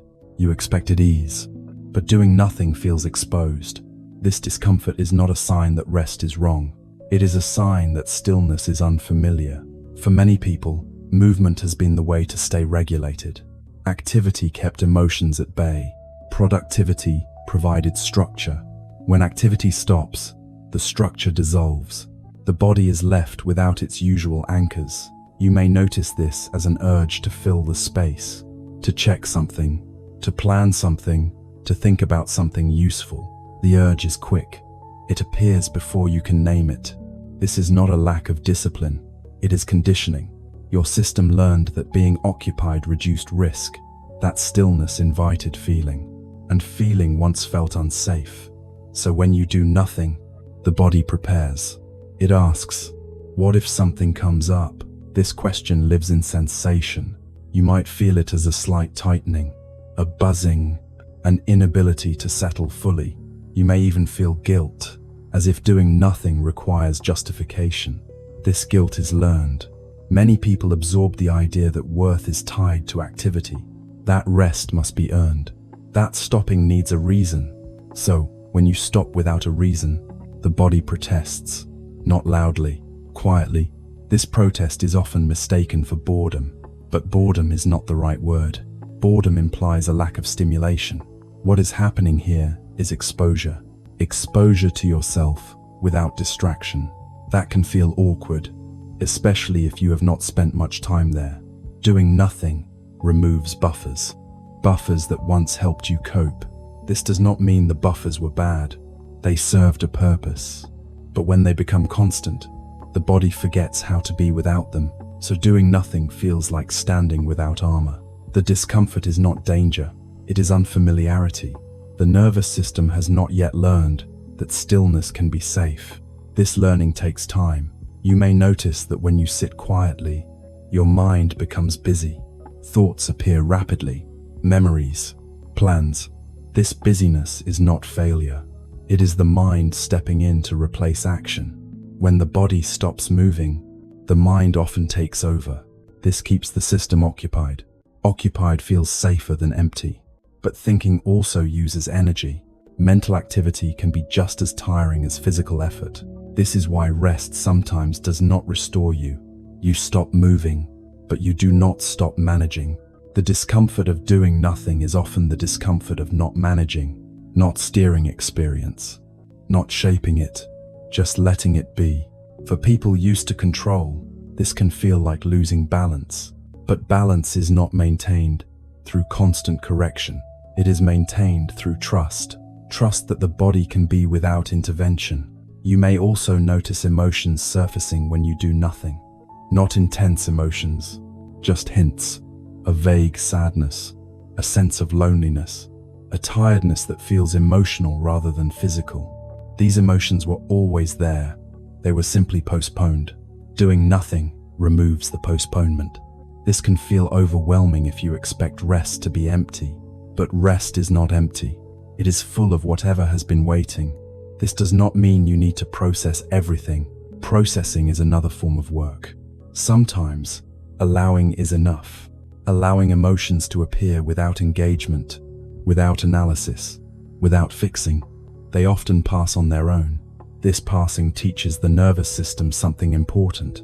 Feelings do not require action to move. They move when given space. Space is what doing nothing provides. This is why doing nothing can feel productive in a different way. Not productive in outcomes, but productive in regulation. It gives the system a chance to reset. But resets can feel destabilizing before they feel good. You may find yourself wanting to abandon stillness quickly, to return to something familiar. This is not a failure of rest. It is a normal response to change. The body prefers known stress to unknown calm. Unknown calm takes time to trust. You may notice that you can tolerate stillness for short moments, a few seconds, a minute, then the urge to move returns. This is enough.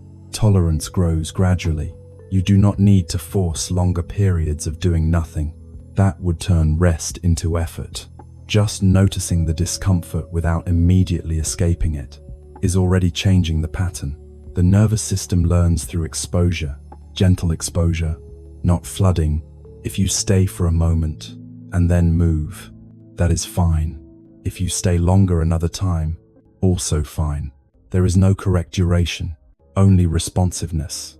You may also notice that the discomfort of doing nothing changes over time. At first, it feels sharp, then dull, then less interesting. Eventually, it fades into neutrality. Neutrality is important. It means the system is no longer alarmed. From neutrality, ease can emerge, but ease cannot be rushed. If you chase ease, the body tightens again. Ease comes when nothing is required. Doing nothing becomes easier when you stop expecting it to feel a certain way. You may also notice that doing nothing brings up identity questions. If I am not doing, who am I? This question can feel heavy, but identity is more flexible than it appears. You are not only what you do. The body knows this. The mind takes longer to accept it. Rest without purpose challenges performance-based identity. This challenge can feel threatening, but it is also liberating. It opens space for being. Being does not consume energy the way doing does. Being restores it. But being is a skill many people were never taught. It has to be relearned, slowly, gently. As this part of the chapter settles, there is no instruction to practice doing nothing, just an invitation to notice how your body responds when nothing is required. Notice the urge to fill the space. Notice the discomfort. Notice that you survive it. Nothing needs to change yet. Awareness itself is already doing the work. There is a subtle turning point that happens when doing nothing is no longer immediately resisted, not because it suddenly feels pleasant, but because it stops feeling dangerous. The body begins to realize that stillness does not equal disappearance. You are still here. Breathing still happens. Time still moves. This realization settles quietly. You may notice that the urge to fill the space becomes less sharp. It still appears, but it does not demand immediate action. This softening is important. It means the nervous system is beginning to trust the pause. Trust does not arrive as confidence. It arrives as tolerance. You tolerate stillness for a few seconds longer. You remain seated without reaching for distraction right away. These moments matter more than long stretches of rest. They teach the body that nothing bad happens when you are not producing, fixing, or responding. Over time, these lessons accumulate. Another thing may happen when doing nothing becomes safer. You start to feel the difference between rest and collapse. Collapse is what happens when the body is forced to stop after too much holding. Rest is what happens when stopping is chosen before breaking. Doing nothing gently allows rest to appear. Collapse feels heavy and helpless. Rest feels receptive. The body knows the difference. You may notice that when you do nothing without pressure, your muscles soften in a different way, not dropping suddenly, but easing. This easing conserves energy. You may also notice that your thoughts slow, not because you force them, but because there is less urgency. Urgency often comes from the belief that something must be done to stay okay. When doing nothing disproves that belief, urgency relaxes. Relaxed urgency frees energy. This energy does not always show up as motivation. Sometimes it shows up as presence. You feel more here. You notice light, sound, subtle sensation. These are signs of regulation. The nervous system is shifting from task orientation to sensory orientation. Sensory orientation is restful. It does not demand outcomes. It allows experience to unfold. You may find that when you do nothing, memories or images arise. Not intrusive, just present. This is the mind organizing itself without instruction. When the mind is not busy managing tasks, it tends to integrate. Integration is a natural process. It uses energy efficiently. Managing interrupts integration. This is why constant busyness feels draining. Doing nothing allows integration to resume. You do not need to guide it. In fact, guidance can interfere. Another shift may occur in how you relate to time. Time stops feeling like something you are losing. It becomes something you inhabit. This reduces pressure. Pressure is one of the greatest sources of fatigue. When pressure lifts, energy returns quietly, not in bursts, but as steadiness. You may also notice that doing nothing brings up questions about worth. If I am not doing, am I still valuable? This question may not be verbal. It may show up as discomfort. This discomfort reflects old conditioning, worth tied to activity. Doing nothing challenges this equation, not by argument, but by experience. You exist, nothing is being done, and the world does not collapse. This experience rewrites belief more effectively than any thought. Beliefs held in the body change through lived evidence. Doing nothing provides that evidence. You may also notice a desire to make rest useful, to optimize it, to justify it. This desire is understandable. It is the mind trying to regain control. But usefulness is not the purpose of rest. Rest does not need to be productive. It needs to be allowed. When you stop asking rest to serve a function, it begins to serve one naturally. Energy restoration happens without instruction. You may notice this later, not during the rest itself. You realize you feel slightly clearer, less irritable, more patient. These are downstream effects. They cannot be forced. Another important aspect of doing nothing is emotional neutrality. At first, stillness may bring up emotion. Later, it may bring neutrality. Neutrality is often misunderstood as emptiness, but neutrality is balance. The system is not pushing or pulling. It is simply present. This state uses very little energy. It is efficient. From neutrality, emotion can arise and pass without disturbance. This is a regulated state.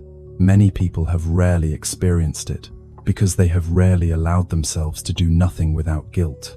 Guilt interrupts neutrality. Releasing guilt is part of learning to rest. Guilt often appears when you stop because it believes stopping is dangerous. When you stop and nothing bad happens, guilt slowly loses its power. It does not need to be argued with. It fades through experience. You may also notice that doing nothing feels different depending on context. Alone versus with others.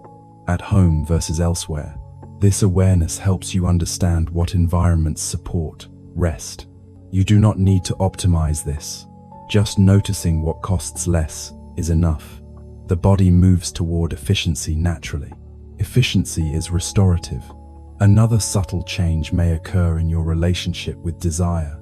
When you are always busy, desire is often muted. When you do nothing, desire may reappear. Not desire to achieve, desire to enjoy. A desire to stretch, to step outside, to sit in the light. These desires are gentle. They are not urgent. They are signals of life returning. Responding to them lightly supports energy. Ignoring them does not punish you, but honoring them nourishes you. As doing nothing becomes less threatening, you may find that you no longer need to schedule rest so rigidly. Rest becomes something you slip into naturally, a pause between tasks, a moment of stillness before responding. These micro-rests accumulate.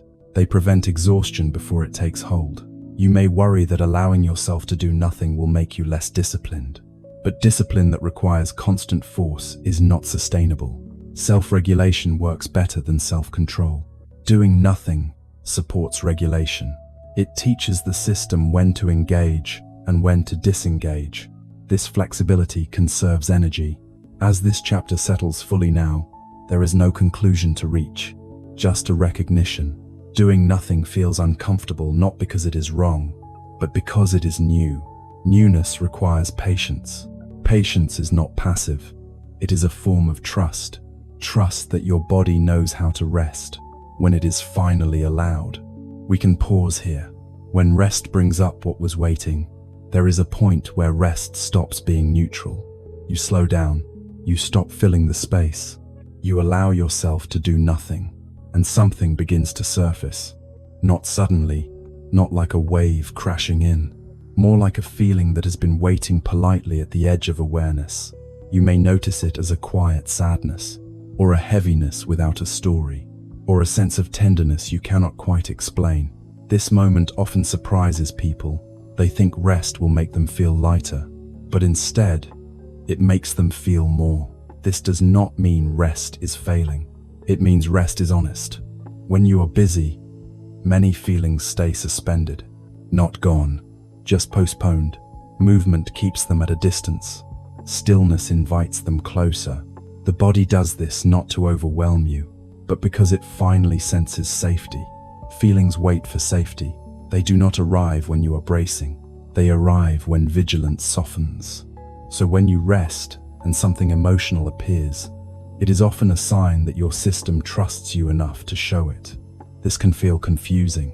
You might think, I was trying to rest. Why am I feeling this now? But this is rest doing its deeper work. Surface rest quiets the body. Deeper rest allows what was held to move.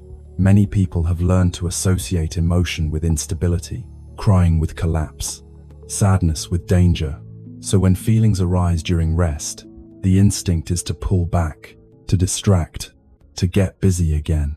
This reaction makes sense, but it is not always necessary.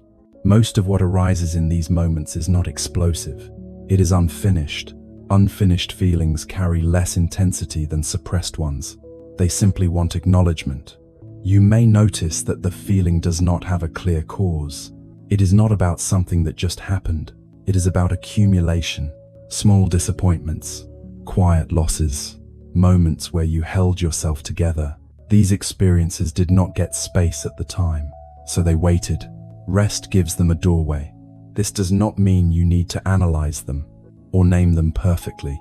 Analysis can pull you back into effort. Often, the body only needs permission to feel without explanation. You might notice that when you allow a feeling to be present, it shifts, not because you do something, but because feeling completes itself when not interrupted. A sadness may soften into relief. A heaviness may move into warmth. A tightness may dissolve into a sigh. These shifts restore energy. Energy that was tied up in holding the feeling away is released when the feeling is allowed. This is why emotional allowance is not draining. Resistance is draining. Allowance is efficient. You may worry that if you let feelings in, they will take over. This fear is common, but most feelings are not as large as we imagine. They feel large when they are kept at a distance. Up close, they are often manageable, especially when the body is rested enough to feel them. This is another reason tiredness without rest feels overwhelming. There is no capacity to feel, so everything feels like too much. Rest builds capacity. Capacity makes feeling possible. You may also notice that when feelings arise, they come with images or memories, not always clear, sometimes fragmented. This is the mind integrating. Integration happens naturally when there is space. You do not need to guide it. You do not need to draw conclusions. The body-mind system knows how to process experience when it is not being rushed.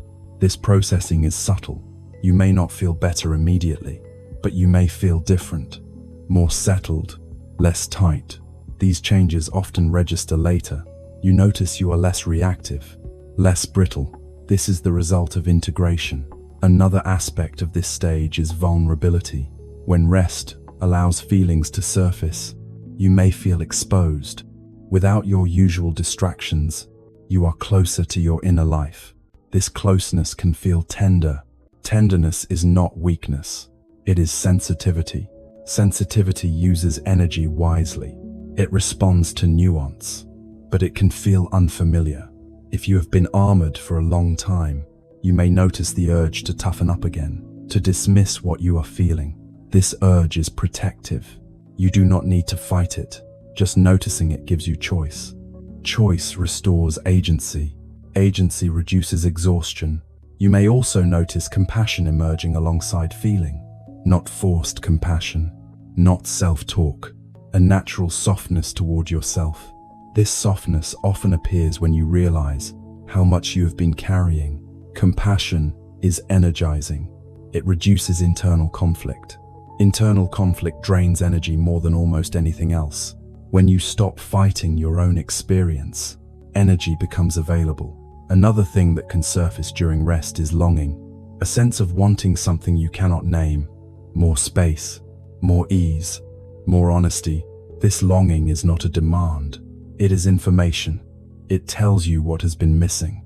Listening to it gently helps orient future choices, not immediately. Over time, longing does not need to be fulfilled right away to be helpful.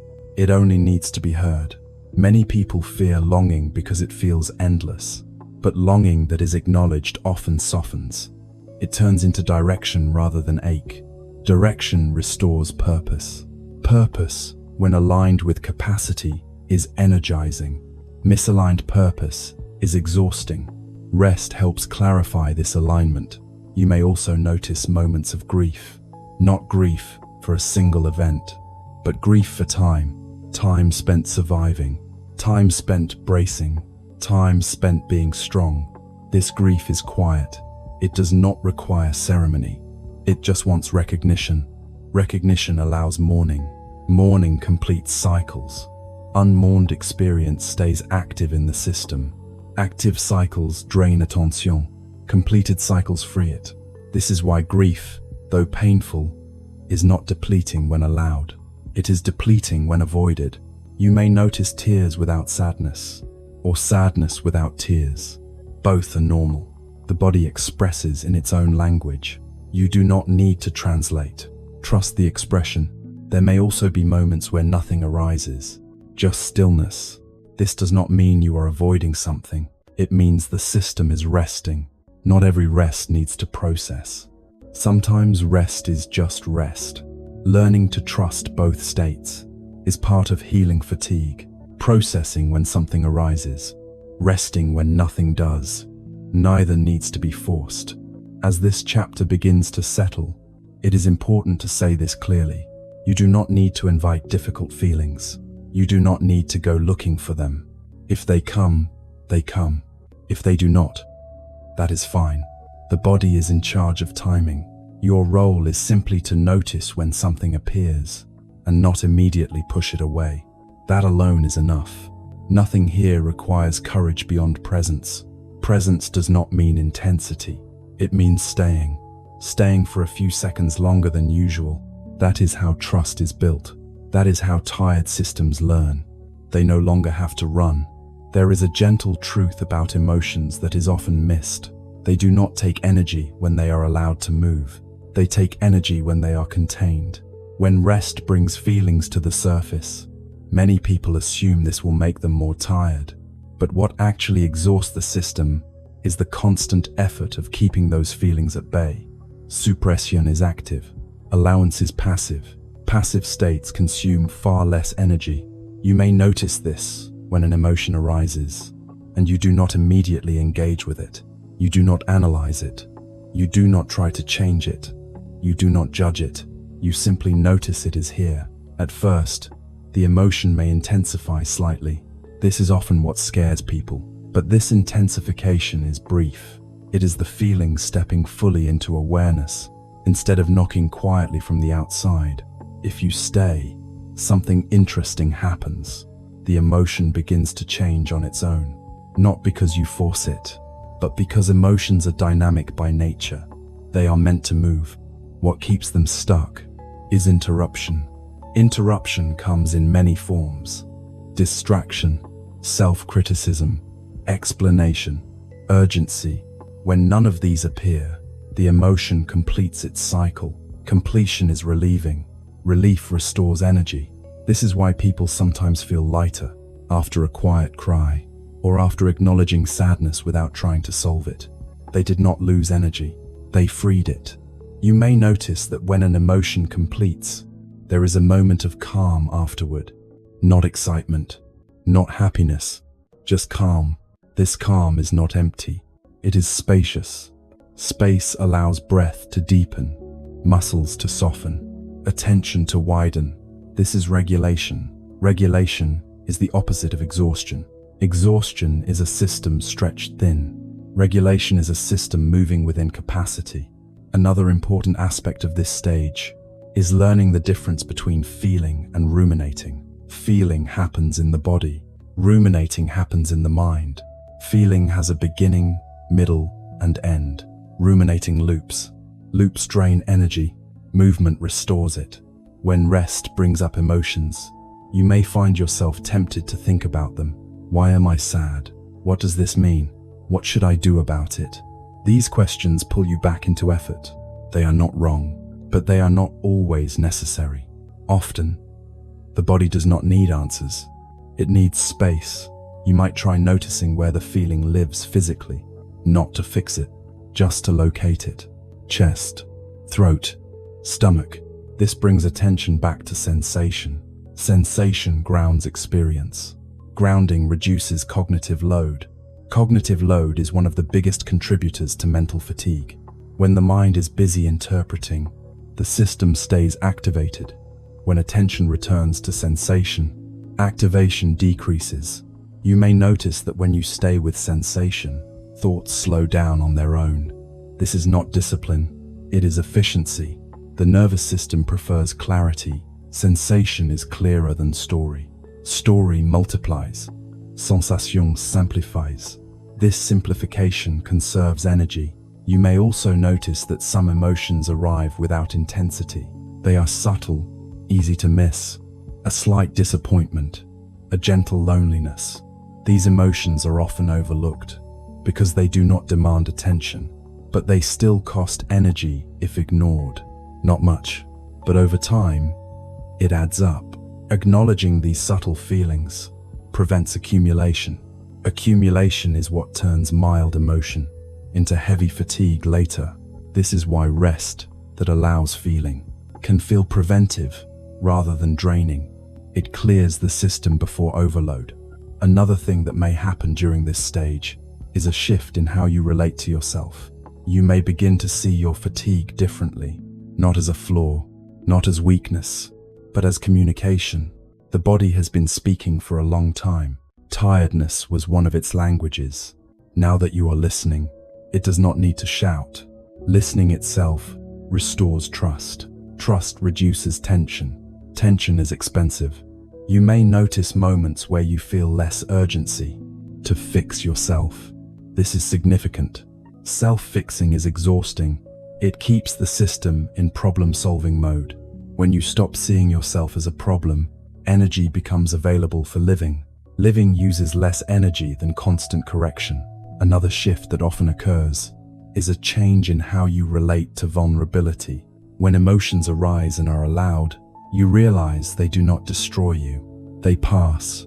This builds confidence. Not the confidence of control, but the confidence of resilience. Resilience does not require bracing. It requires flexibility. Flexible systems bend and return. Rigid systems break or exhaust themselves trying not to. Rest that allows emotion builds flexibility. Flexibility conserves energy. You may also notice a change in how long emotions last. At first, they may linger. This is because they are catching up.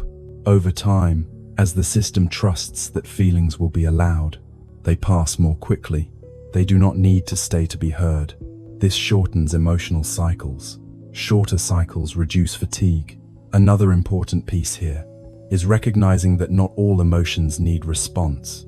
Some simply need acknowledgement. Response implies action. Acknowledgement implies presence.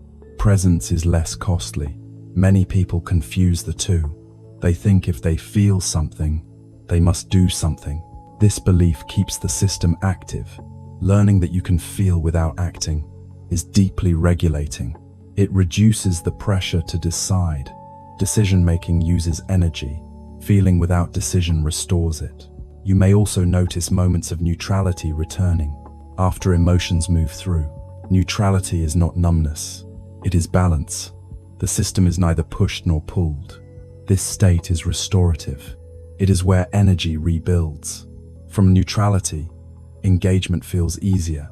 You respond rather than react. Response costs less. Reaction is urgent. Response is timed. Time awareness returns when urgency drops. Time awareness reduces stress. Stress is one of the fastest drains of energy. Another subtle benefit of this stage is improved sleep. Not necessarily longer sleep, but deeper. When emotions are allowed during the day, they do not need to surface at night. Sleep becomes less restless. Rest becomes more effective. You may notice fewer racing thoughts. This is not because you are trying to calm your mind. It is because the mind no longer needs to manage unfinished experience. Completion during waking hours supports rest during sleep. This creates a positive cycle. Rest supports feeling. Feeling supports rest. Together, they restore energy. You may also find that your tolerance for stimulation changes. Noise feels louder. Crowds feel heavier. This is not regression. It is sensitivity returning. Sensitivity allows discernment. You notice what drains you sooner. This allows you to choose differently. Choice conserves energy. Pushing through ignores sensitivity. Ignoring sensitivity leads to exhaustion. Listening to sensitivity feels like self-respect. Self-respect stabilizes. Stability is energizing. You may worry that allowing emotions will make you overly sensitive. But sensitivity does not mean fragility. It means responsiveness. Responsive systems adapt. Adaptive systems last. Exhausted systems collapse. Another important thing to remember is that you do not need to feel everything at once. The body will not release more than it can handle. It releases in layers. Trust this pacing. If something does not arise, it is not ready. Readiness is determined by safety, not willpower. Your job is not to excavate, it is to allow. Allowing is not passive in the sense of neglect. It is active in the sense of attention without interference. This kind of attention is efficient. It uses minimal energy. As this chapter settles fully now, there is a gentle reassurance worth holding. Feeling does not steal your energy. When it is allowed, it gives it back. What drains you is the long work of not feeling. Your tiredness may have been asking, not for more rest alone, but for permission to be honest. Honest rest includes emotion. Honest emotion includes rest. Together, they create a system that no longer has to work so hard to be okay. We can pause here. If you feel like stopping, that is fine. If you feel like continuing, that is also fine. Nothing is required. When energy begins to return in quiet ways, there is a moment that can be easy to miss. After rest has allowed feelings to move, after holding has softened, after stillness no longer feels threatening, something begins to return. Not suddenly, not like a surge. It returns quietly. You may not even recognize it as energy at first. It shows up as a little more patience, a little less resistance, a moment where things feel manageable without effort. This is how energy comes back when it is not forced. Many people expect energy to arrive as motivation, as drive, as a desire to do more. But when fatigue has been deep and long-standing, energy often returns as capacity before it returns as desire. Capacity to be present, capacity to respond without strain, capacity to stay with what is happening without needing escape. This can feel subtle. You may notice that things which used to irritate you no longer land as sharply, or that you can pause before reacting. These are signs of energy. Energy is not only about movement, it is about choice. When you are exhausted, everything feels urgent or impossible. When energy begins to return, there is space in between. Space between stimulus and response. Space between thought and action. This space is restorative. It reduces internal friction. Friction is one of the most draining experiences for the nervous system. When every moment feels like effort against resistance, energy disappears quickly. When resistance softens, energy is conserved. You may notice that your body feels heavier in a different way, not weighed down, grounded. Your movements feel simpler, less rushed. This simplicity costs less. Complexity drains energy. Complexity comes from managing too much at once. As energy returns, the system naturally simplifies. It stops trying to hold everything equally. Some things fade into the background. Others come forward. This reorganization happens without planning. The body knows how to prioritize when it is not overloaded. Another sign of returning energy is the ability to tolerate mild discomfort without collapse. You may notice that something is unpleasant, but it does not overwhelm you. This tolerance is not numbness, it is resilience. Resilience is often mistaken for toughness, but toughness requires bracing. Resilience requires flexibility. Flexible systems bend and recover. Energy supports flexibility.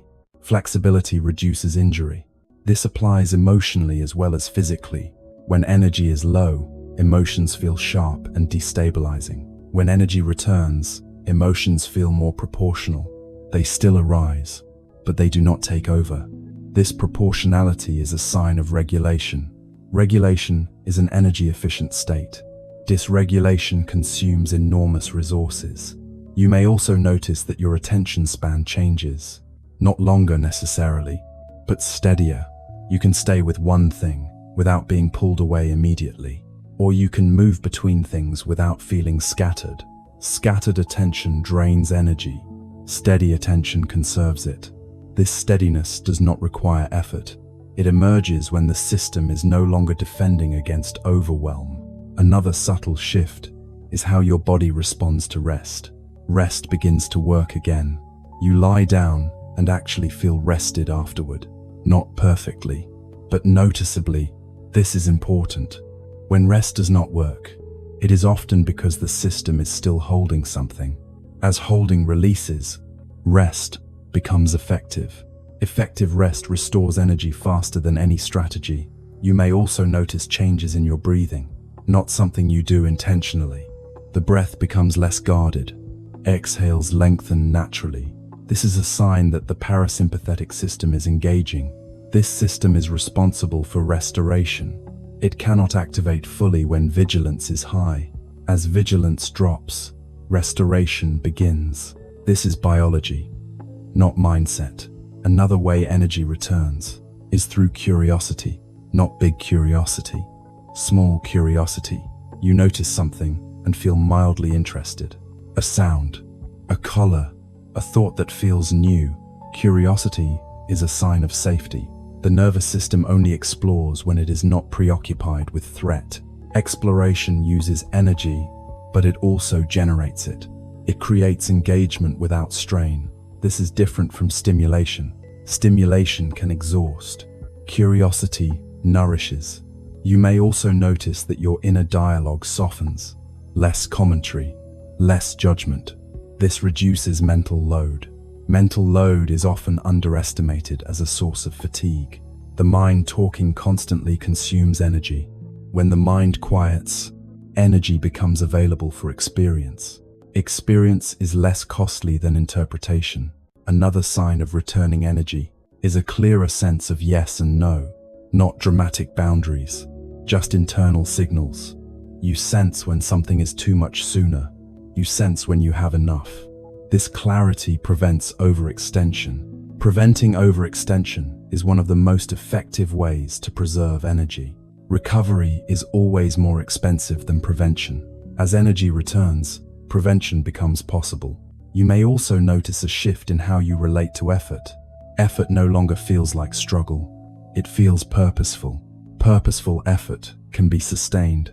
Struggling effort cannot. Struggle comes from pushing against limits. Purposeful effort respects limits. Respecting limits is not weakness. It is efficiency. Efficiency is restorative. You may also notice that time feels different, less compressed. Moments have more shape. This is not because time has changed. It is because attention is no longer fragmented. Fragmentation makes time feel scarce. Presence expands it. Expanded time reduces urgency. Urgency drains energy. As urgency fades, energy stabilizes. Another quiet change is in how you experience connection. You may find that you can be with others without feeling drained as quickly, not because you are giving less, but because you are not overgiving. Energy is preserved when exchange is balanced. Overgiving depletes. Balanced giving sustains. This balance becomes easier to sense as energy returns. The body provides feedback. You feel when something is too much. You feel when something is nourishing. Listening to this feedback prevents exhaustion. You may also notice moments of contentment, not excitement, not achievement, just okayness. Okayness is a sign of regulation. It is the system saying nothing is wrong right now. This state is deeply energy efficient. The system is not mobilizing resources unnecessarily. Many people underestimate the value of okayness. They chase better, but better often requires effort. Okayness allows rest. From okayness, better can arise naturally. Another aspect of returning energy is the ability to tolerate uncertainty. When energy is low, uncertainty feels threatening. The system wants answers. When energy returns, uncertainty becomes more tolerable, not comfortable, but manageable. This reduces the urge to control. Control consumes energy. Tolerance conserves it. This does not mean becoming passive. It means choosing when control is necessary. Selective control is efficient. Constant control is exhausting. You may also notice changes in your body posture. Less bracing, more ease. Posture reflects nervous system state. When the system is less defensive, posture softens. Soft posture uses less energy. Tension requires constant activation. Another subtle indicator is how you respond to mistakes. With more energy, mistakes feel less catastrophic. You recover faster. Recovery time is a key indicator of resilience. Faster recovery means less energy lost. Slower recovery means more. As energy returns, recovery accelerates. You may also notice that your sleep feels different. Not necessarily longer, but deeper. You wake feeling less depleted. This is a sign that the nervous system is settling at night. Settled systems sleep better. Better sleep restores energy. This creates a reinforcing cycle. Energy supports rest. Rest supports energy. This cycle replaces the exhaustion cycle. The exhaustion cycle is driven by overextension and suppression. The restoration cycle is driven by attunement and allowance. You are already in this shift, not because you did something right, but because you allowed something to change. Allowance is the key. You did not force energy to return. You removed what was draining it. This is often how healing works, not through addition, but through subtraction. Subtraction of tension, subtraction of pressure, subtraction of self-monitoring. What remains is enough. As this chapter settles, there is nothing you need to do to keep energy returning. Trying to hold onto it would recreate tension. Energy stays when it is trusted. It leaves when it is chased. Just notice the small signs. They matter. They are evidence that your system is recalibrating, quietly, intelligently, at its own pace. There is an important moment that comes when energy begins to return. It is not the moment when you feel strong again. It is the moment when you realize how easily energy can be lost. This realization is not frightening. It is clarifying. You start to notice what costs you, not in a critical way, not as rules, just as information. You may notice that certain conversations drain you faster than others. Certain environments feel heavier. Certain expectations tighten your body before you even think about them. This noticing is not meant to restrict your life. It is meant to protect your capacity. Capacity is precious when it has been low for a long time. One of the quiet challenges at this stage is the urge to use returning energy immediately, to catch up, to make up for lost time, to prove that you are better now. This urge is understandable. When you have been tired for so long, energy can feel urgent, but urgency is what drained you before. Returning energy does not need to be spent right away. It needs to be trusted. Trust looks like restraint, not rigid restraint, gentle restraint. choosing not to overfill your days just because you can, choosing not to explain yourself just because you have clarity, choosing not to take on more just because you feel capable. These choices are subtle. They often go unnoticed by others, but the body feels them immediately. The body recognizes when energy is being respected. Respect stabilizes. Stability allows energy to stay. You may also notice that your tolerance for pushing decreases. Things you once forced yourself through now feel clearly misaligned. This is not weakness. It is sensitivity returning. Sensitivity is the nervous system functioning properly.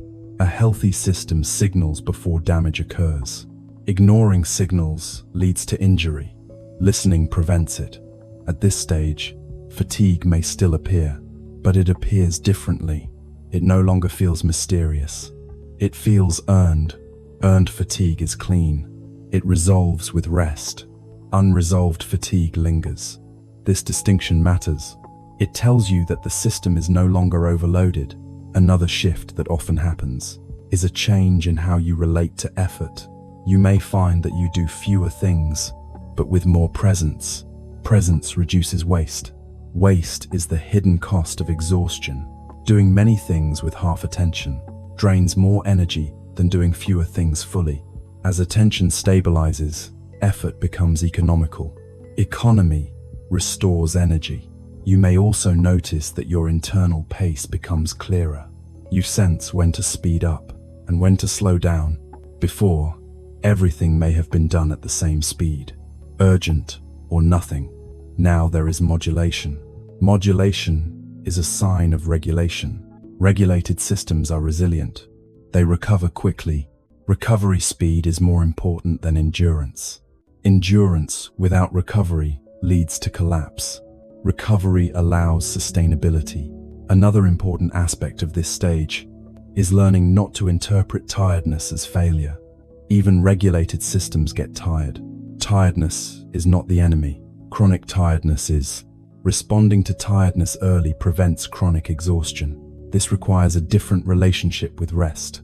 Rest is no longer something you collapse into. It is something you include. Included rest keeps energy balanced.